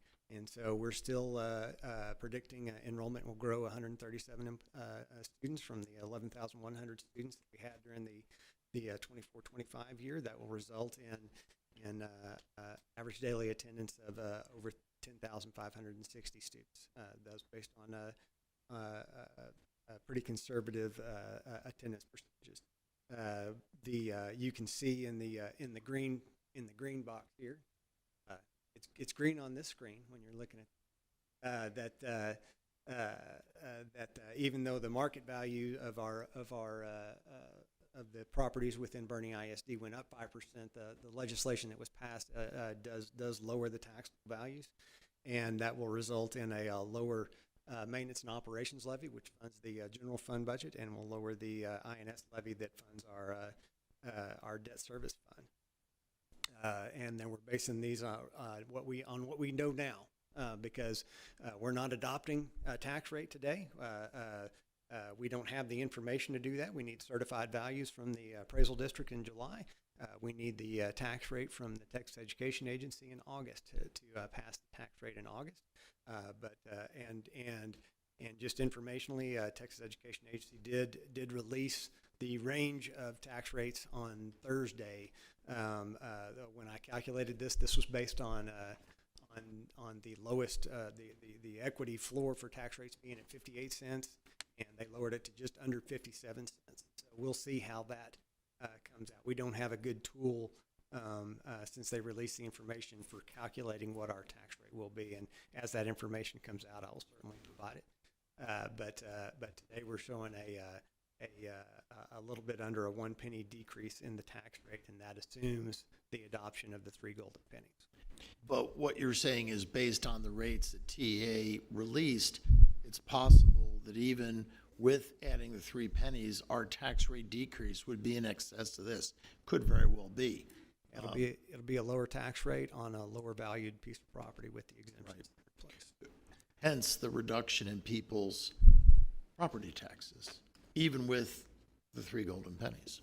I had a question for you the last meeting, and then I had to go do some homework because I was like, wait, I know the market, 5% increase in the market value of homes, and we're seeing a little bit more of a stagnant market in the home market. The difference from what I could tell was based on the new builds and where they come into the picture and how that adjusts. So basically, they're not building cheap houses anymore. It's really what we're getting to. Yeah, the increase in the overall market value is about half of that was new construction. It was about $500 million. And the other, I remember that if somebody's appraisal skyrocketed 2 or 3 years ago from 400 to 550, it can only go up X percent each year. So part of the increase in appraisal value is due to the automatic annual increase of 10%. So that's why those homeowners that got nailed on their appraisal, the increase in the homestead exemption and the reduction in the tax rate protects them, which is very, very important. All right. Keeping that in mind, it is not just that we increase revenues, it's that we decrease expenditures, be sure that we're as efficient as we can possibly be. We took a really hard look this year at opportunities to be more efficient. There wasn't a lot of, or any fat, in my opinion, to cut off of the budget, but there was some meat, painful meat that we were able to cut off. Keeping in mind that the central office non-payroll budgets were where we really focused, and the important thing that I would take away from this is that we were able to achieve $1.5 million in savings while addressing our highest priority of protecting the classroom. And I made a note of this. This is something I definitely wanted to bring up, was because half of the savings we saw from the budget we adopted to the budget we finished with is from, the cost. You use the term fat. I'm not going to say that. I actually wrote it down. I'm like, I'm not going to use that, but you used it. But I really appreciate y'all doing that, because I think that's a talking point we see every time you get on social media, every time you go to anything. It's, there's always something to be cut from the top that can make this work. And that's a huge cut. I mean, half of the deficit that we were looking at was made up by the cuts made there. I think, yes, there was some cuts into the meat, and I think those are going to have to be replenished in time. But I think it's going to be a very lean, effective board, or ELT. I made notes. But for most layman terms, that's the main office. That's the leadership. And I really appreciate those cuts being willing to be made. And I think that was one of the big, one of the things that they advised us on too. And you took it to heart. So thank you very much, Dr. Kraft. Okay. When we started our conversations and budget workshop, one of the first slides, we talked about how compensation is complex, and it's going to be no less so this year. It's going to be more complex because we're going to we're proposing that a budget be adopted that assumes the three pennies, that assumes that we can implement the CSFP. But we won't know that we have the funds for that until November, should the board choose to declare for a voter-approved tax rate tax ratification election. That word just dropped out of my head. Thank you, sir. And so we're adopting the budget for that, but we're going to have to implement it according to what the state's prescribed and what we think we could afford should a tax rate election not be declared or it fail. And so keeping these two things in mind will show what's going to happen practically during the start of the year. And on the right is the CSFP, as we've already described it. I think the only information on the right side that would be different than what we've already talked about is the last bullet point where we talk about we'll be increasing a district contribution to healthcare premiums for all our employees by $60 a month. On the left side is what will practically happen at the start of the year. I'll take a second-year teacher as an example. That teacher's contract will start in September. They'll start working in August. Their official contract will start in September, and they'll be paid according to a $1,000 increase. If we get through to November and should the board decide to declare a VADER, I'll just start calling it that at this point in time, and it's successful, then in December, that teacher would be paid in December for what they earned, according to a $5,000 raise, as we outlined. Effectively a $5,000 raise. Starting pay for a second-year teacher is what, Ms. Bruin? Do you know off the top of your head? Second-year teacher. I'm sorry to spring that on you. Yes. So teachers, when they start out, are in step 0. So second-year teachers are actually step 1. Okay. and step 2 is our third-year teachers. A step 1 teacher right now makes what? Step 1 makes 55, 169, I believe. It's about a $4,500 raise for that teacher. So that yeah. they would get paid in December for what they earned in September and October and November and December, all on that December paycheck. And then their January paycheck would look like normal. They would get the contribution to their health insurance would be $22 a month for those 3 months. Should the Vader be successful, we will make up for that in December, and then $60 a month from January on. Does that make sense? All right, it's so simple. So we will pay teachers at step 1 and 2 $1,000 in those first few months. We'll pay teachers in step 3, 4, and 5 according to House Bill 2. We'll apply the House Bill 2s to nurses, librarians, and instructional coaches in the same manner. So they would be paid in the same manner as the first 3 bullet points as outlined. Professionals would get a 2% raise, and auxiliary and paraprofessionals would get an increase of 25 cents an hour. And if y'all have any more questions about this slide, I'll stop talking first. That auxiliary, does that change their the starting pay, or is that just a 25-cent raise? So we would adjust the steps and scales, to account for that 25 cents like we did when we applied the raise in January. Thank you. And I think, to Mr. Senna, your point was, if you go back to that slide, I made a comment on it as far as the teacher slide. You don't need to. This is something that all districts are going to have adjusting based on HB2. Yeah. So, to compare this idea of what we want to do to that, I think is kind of comparing apples to oranges, because that's a moving slide. That's going to move to the right. And so I think this puts us more in, information to what that's going to look like. Yeah, the second and third bullet points are exactly what House Bill 2 prescribes. Every other step is what the board thinks that we can do with the monies we would have should we not have it. I think it's really an opportunity for us to correct the pay for a lot of our employees. I think there are other districts out there. I was speaking to two trustees from one district in Eastern Bexar County, and they're looking at, even with House Bill 2, they're still looking at approximately a $25 million deficit, and they're twice our size. We don't have that deficit issue, but they do. So even if they do a Vader, that's simply to close the budget gap, whereas if we do a Vader, it actually accomplishes what we'd like to accomplish. And that just goes back to, we do more with less. We've been leaner for years than a lot of other districts, and that same district is looking at cutting out librarians. Can you imagine that? Getting rid of librarians? Terrible. I think it was really interesting. The deficit we had last year was very equivalent to the deficit the prior Texas had. And if you want to talk about, we have a little bit different size. We have 11,150 students. They have 637 students. Same deficit. Well, last year, you're talking 23, 24? We had a surplus. No. Oh, okay. That remains to be seen.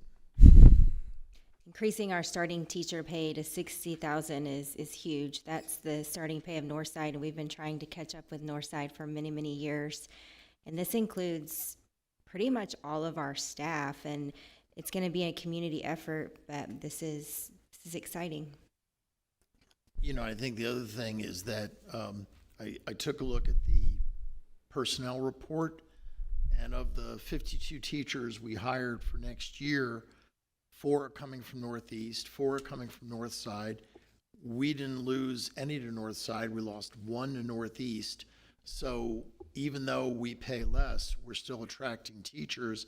And I think by correcting the pay structure, we will be more in a driver's seat. Absolutely. So, as I talked about before, we'll implement this on what we'll call the House Bill 2 budget on July 1st. But but we're passing a budget that will account for the CSFP. Okay. So what does it look like when we put all that together? If we compare it, you can see the effects of the legislation on the second line when you talk about state funding, on the first two lines, because even with an increase in 3 golden pennies, the tax levy is lower than it was in the previous year, but the state funding has gone up significantly. That's the impact of House Bill 2 and the property tax legislation that we're talking about. But with all of the things that we outlined in the CSFP, that would be a balanced budget.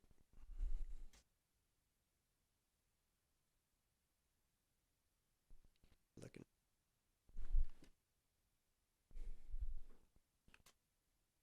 Okay. Any more comments on the general fund? Okay, we have two more budgets that we need to consider tonight that we need to let the public provide. We got the Child Nutrition and the Debt Service Fund. The Child Nutrition Fund, we must adopt a balanced budget by law. We anticipate adopting a $3 million balanced budget based on almost 5,800 meals per day and a participation rate in excess of 50%. As a reminder, meal prices are set by the TDA and will be available this summer. And the compensation increases that we've talked about for staff funded out of the general fund will apply to Child Nutrition Fund as well, and that will be encapsulated within the budget that we're proposing for the Child Nutrition. All right. We also have to adopt a budget for the Debt Service Fund. We're anticipating keeping the 32.4% INS rate that, as a reminder, is the lowest INS rate for a fast growth district in the Austin-San Antonio area. That levy will generate approximately $35.4 million, which is a little bit lower than last year, with the INS levy and the a little bit of, I'm estimating around $2.5 million in state funding that would come. We would be easily be able to address our principal and interest requirements for the 25-26 year. As a reminder, we have no money left from the 22 authorization to issue, so we won't be doing any new money issues in 25-26, but we will be examining the market closely to see primarily what we'll do with the 2016 bonds that will become callable around December. As evidenced by this graph, the available funds that we're going to have in the mid-30s is much higher. If you look at the second column for 2026, we have about $24 million in required interest, principal and interest. So we'll be dedicating the difference to the 2016 bonds through defeasance, and we should achieve at least $7 million in interest savings by doing that. Another way of putting that is that roughly 2/3 of our interest and sinking revenue will go to pay principal. And since some of our bonds are fairly new, whether it's a couple of years from the 22, 8 from the 16, 17, think about a person who has a mortgage, is 2/3 of their mortgage payment going to principal reduction in the 3rd year or the 8th year of a bond? Heck no. But that's going to be the case here. So this really positions us well for the future. All right. I guess I want to close just by noting that there was a public notice that was published in the Boerne Star at the beginning of the month. That notice was based on current law. A House bill had not been passed at that point in time. None of the property tax legislation that we knew had been passed by the legislature at that point in time. So on advice of subject matter experts, to go by current law. And so, June year ends are always in the unique position of having to publish that notice to fulfill state requirements, the form that's prescribed by the state out of the comptroller's office, adopt a budget, even though that form is 85% of that form is about a tax rate that we don't know what it's going to be at this point in time. So we will republish that notice as our practice, even though we're not required to. We'll republish that notice prior to the adoption of the tax rate in August. Okay, it is now 8:39 p.m. At this time, we'll open public hearing and take comments from the audience. Does anyone have any comments regarding the budget?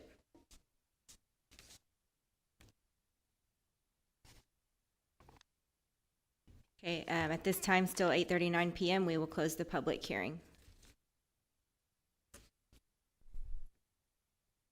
And no motion needed yet, but next we have consider budget adoption, 2025-2026. Yes, and so I won't provide any more comment about the budget at this point in time. I'll just, this form is prescribed by the state. It'll be put on our website tomorrow. That has, it's 4 pages long. It has the 3 budgets that we'll be adopting. And then each page after that is a comparison to prior year, the prior year budget.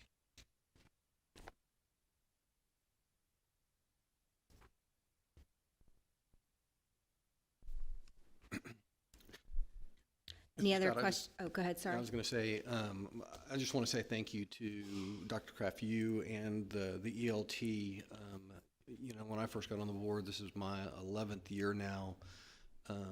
The board input into the budget process was pretty minimal, to say the least.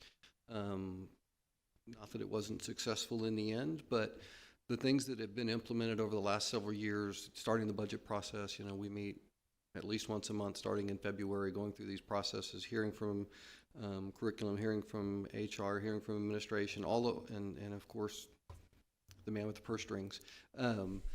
It is amazing to me the information that gets prepared, distributed, and the board's ability to ask questions, challenge, and you know, seek out information that is obviously vitally important to the running of the school district. Times like this, I go back to when Donna Sharp was on the board. Donna, when I came on, said, you know, that there's 2 important things that happen. Every time you vote on something, there should be a benefit to the student, and they should be respectful of the taxpayer dollar. And I think that the process that we go through now with the budget and the challenges is a proven testament to that exact thing. So thank you. I would second what Carlin has said. Having been on the budget committee, the Citizens Budget Committee, before I ever became a trustee, I just want to say that in the process over the last 4 or 5 months, we've been given more data and more information than I recall, frankly, in any other year. And I appreciate that because that allows us to make good decisions, give the input. I also appreciate the input that we've had way earlier in the year regarding the pay that we did for our auxiliary workers, which was critical. You know, it needed to happen. And even though we couldn't do as much for our teachers this past year as we would have liked, I think they appreciated the fact that we were working hard to take care of hourly workers. And I just think that with the competitive strategic budget that's been presented, I think there's a lot of good things that we can do. And even when you factor all that in, we still would be over $6,000 less per student than the local private school, who doesn't have to teach whole varieties of students that we as a public school system are required to teach. Just thought I'd get that in there. Anybody else have a comment? I want to express thank y'all for all who put in your efforts to the budget workshop. I was sitting out there most of the budget workshops, but the knowledge and the background that you presented at those, that when I came up here, that this made this transition a smooth transition of understanding the intricate numbers and how it all works together. So thank y'all for everyone who contributed and presented throughout the budget workshops this past few months.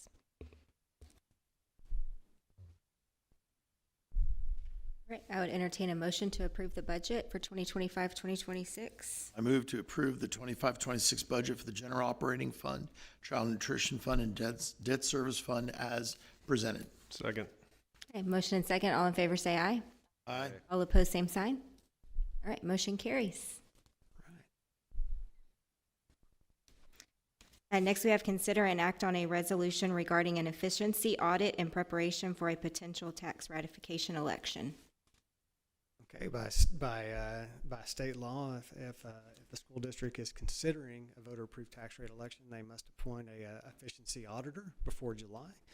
I have Adam McCain here from Weaver. We'd like to put forward Weaver to conduct the efficiency audit. They've been our financial statement auditor since 2001. The efficiency audit would be conducted at the same time that the financial statement audit is being performed in the August-September timeframe. That will enable presentation of the efficiency audit, public digestion in October. They've been the district auditor for how long? Since 21. This will be their. I thought you said 2001. I'm like, it's been more recent than that. 21. Thank you. Yeah, this will be their fifth year, right? Battery on my hearing aids low. What are some of the things that are reviewed in an efficiency audit? It is basically, you want to come up and address this, but it basically compares how you spend money to how other school districts, identified peers. And I'll let Adam talk about that just a little bit more. Yeah, absolutely. And it really, to call it examination is even a little bit of a, I'll call it kind of exaggeration. It really is an information gathering process. I put, so you've got kind of map, but everybody information looks consistent. Other districts set forth in a more or less prescribed format, so that's all there. And there's a wide range of the information that it starts to look at. How the money's being spent, what attendance looks like, how it's been taken. I'll go to end up in a prescribed formatted report, consistent with anyone else. So it's really kind of an information gathering process. Well, when Dallas and I were testifying back in February, our state senator said we were the most efficient school district in her Senate district. That ought to be good enough. Put that in the report, No, he said he's going to find apples to apples, so I'm really excited to find that other apple. So, do our best. Thank you for helping us. Sure. All right, anybody else comments? Madam President, I move the board approve a resolution regarding an efficiency audit in preparation for potential tax ratification election. Second. Sorry, Garrett, what was that? Second. We got a motion and a second. All in favor, say aye. Aye. All opposed, same sign. Motion carries. Thank you, Mr. Scott. Next, you have monthly financial report and board action on financial matters directly related to these reports. Yes, ma'am. The board has been provided the results of operations for the district through May 31st. The most significant thing about this report is the final budget amendment. This is our last chance to touch up on the budget. And also, I'll talk a little bit about that. You've been provided a breakout of that budget amendment that you see before you now. There are a couple of things that we addressed as we get towards year end, and this is more of a house cleaning than anything else. So the GASB 96 column and the functional column are both related to pronouncements where transactions that we would normally just pay on a monthly basis throughout the year, like that first column relates to copiers. We acquired new copiers for Wilson Elementary School that the Governmental Accounting Standards Board wants us to treat as a capital lease. So you see that we're recognizing the asset like we spent. We didn't actually spend $231,000 or $291,000 on copiers that year. We paid an amount throughout the year, but that is the value of those copiers. And so our auditor back there be really excited that we're making budgetary consideration to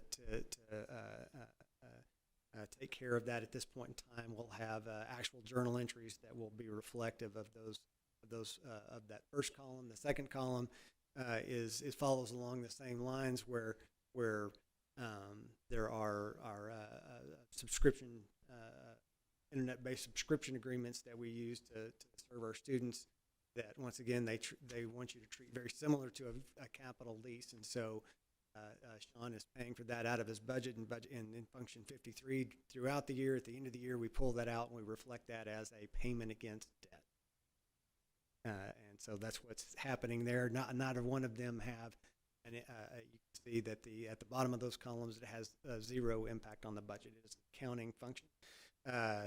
The green column, the state funding column, will be the most exciting column. We did get the results of, we had 3 different property value studies. We had the audit of our 2021 property value study.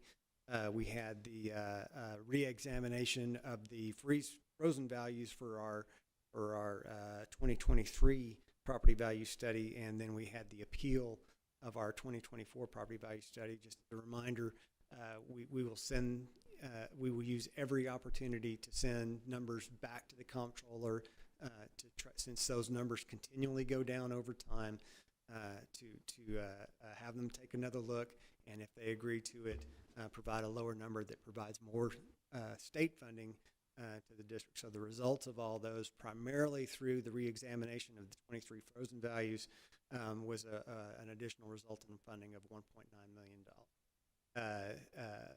We had a number of couple of accidents that our transportation department had to take care of to repair vehicles, and we wanted to be sure that that their budget was reflective of the revenues that came in to address those repairs. And then at the very end, we have for any function that was anything remotely close to the year end, we put some one-time costs in there to be sure we don't overexpend that function. The larger ones in there would be reflective of conversations that we've been having all year long in instruction and transportation, and our facilities function and function 1 to provide contracted services as a result of vacancies. Put one-time costs in place to address those, but we don't carry forward to next year. The good thing about the result of all these is, even though we're reducing the anticipated deficit slightly from 2.7 million down to 2.5 million, from a projection standpoint, I do not expect that we'll spend the expenditures that you see in that gold column on the left. Expend all of those. I do anticipate that we may we'll have a very small deficit, balanced result, or possibly even surplus.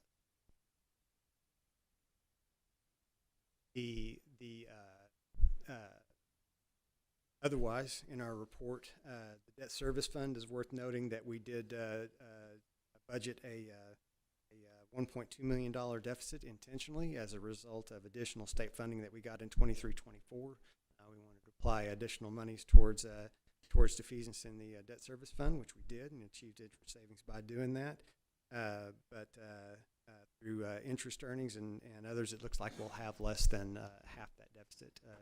It'll be the deficit at the end of the year should be less than $500,000. Okay, Mr. Scott, but yes, sir. The debt service fund page, that I'm assuming that 3.4 million is the set aside for defeasance of the 2016 series. Is that what that's for? 3.4 million. Yeah, an amendment that was made in November of 24.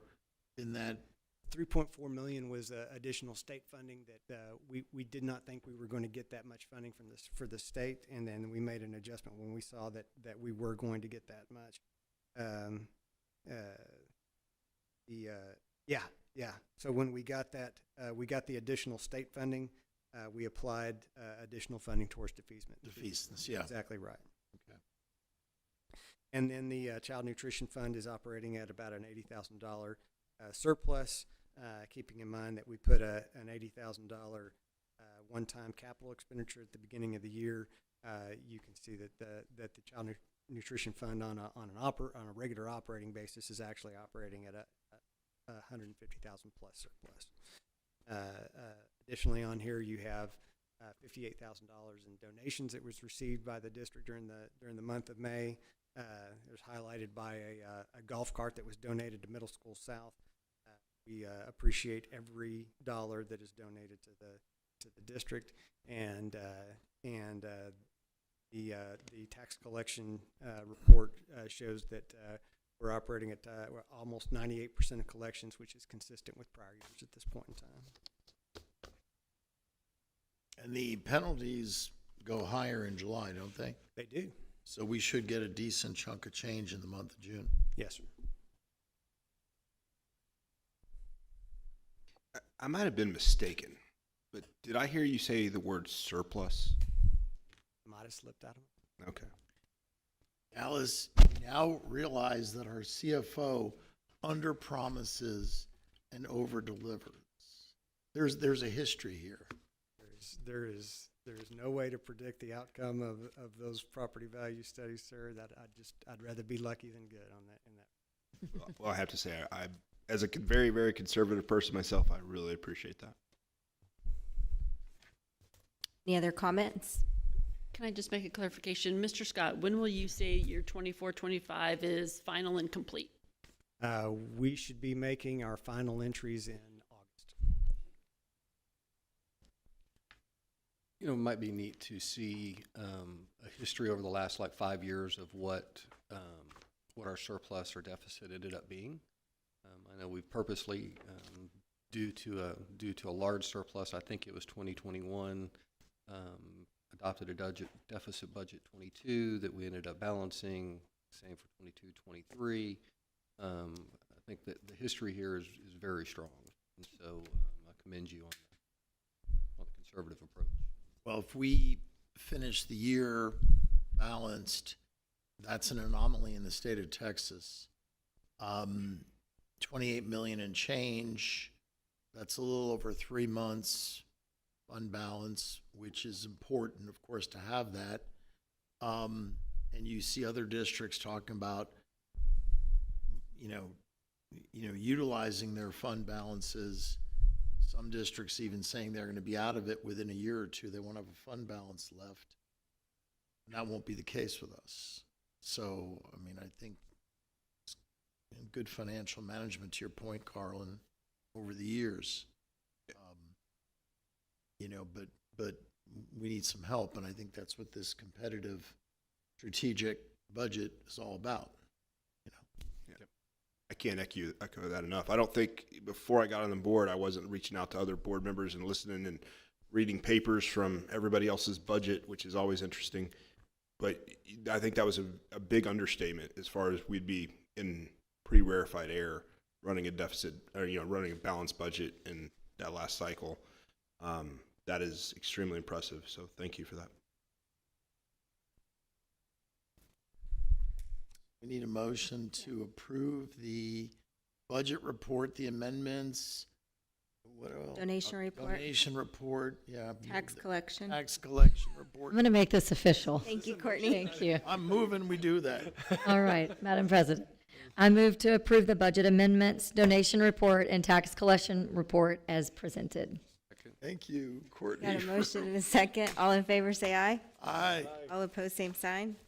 All right, motion passes. Thank you, Mr. Scott. Next, we have future business. August 18th is our regular meeting to discuss quarterly investment report, Chapter 49, excess and revenue annual approval, appraisal calendar and appraiser list approval, SHAC committee approval, adjunct faculty agreements, and student handbook first reading. And I would entertain a motion to adjourn. I move we adjourn. Second.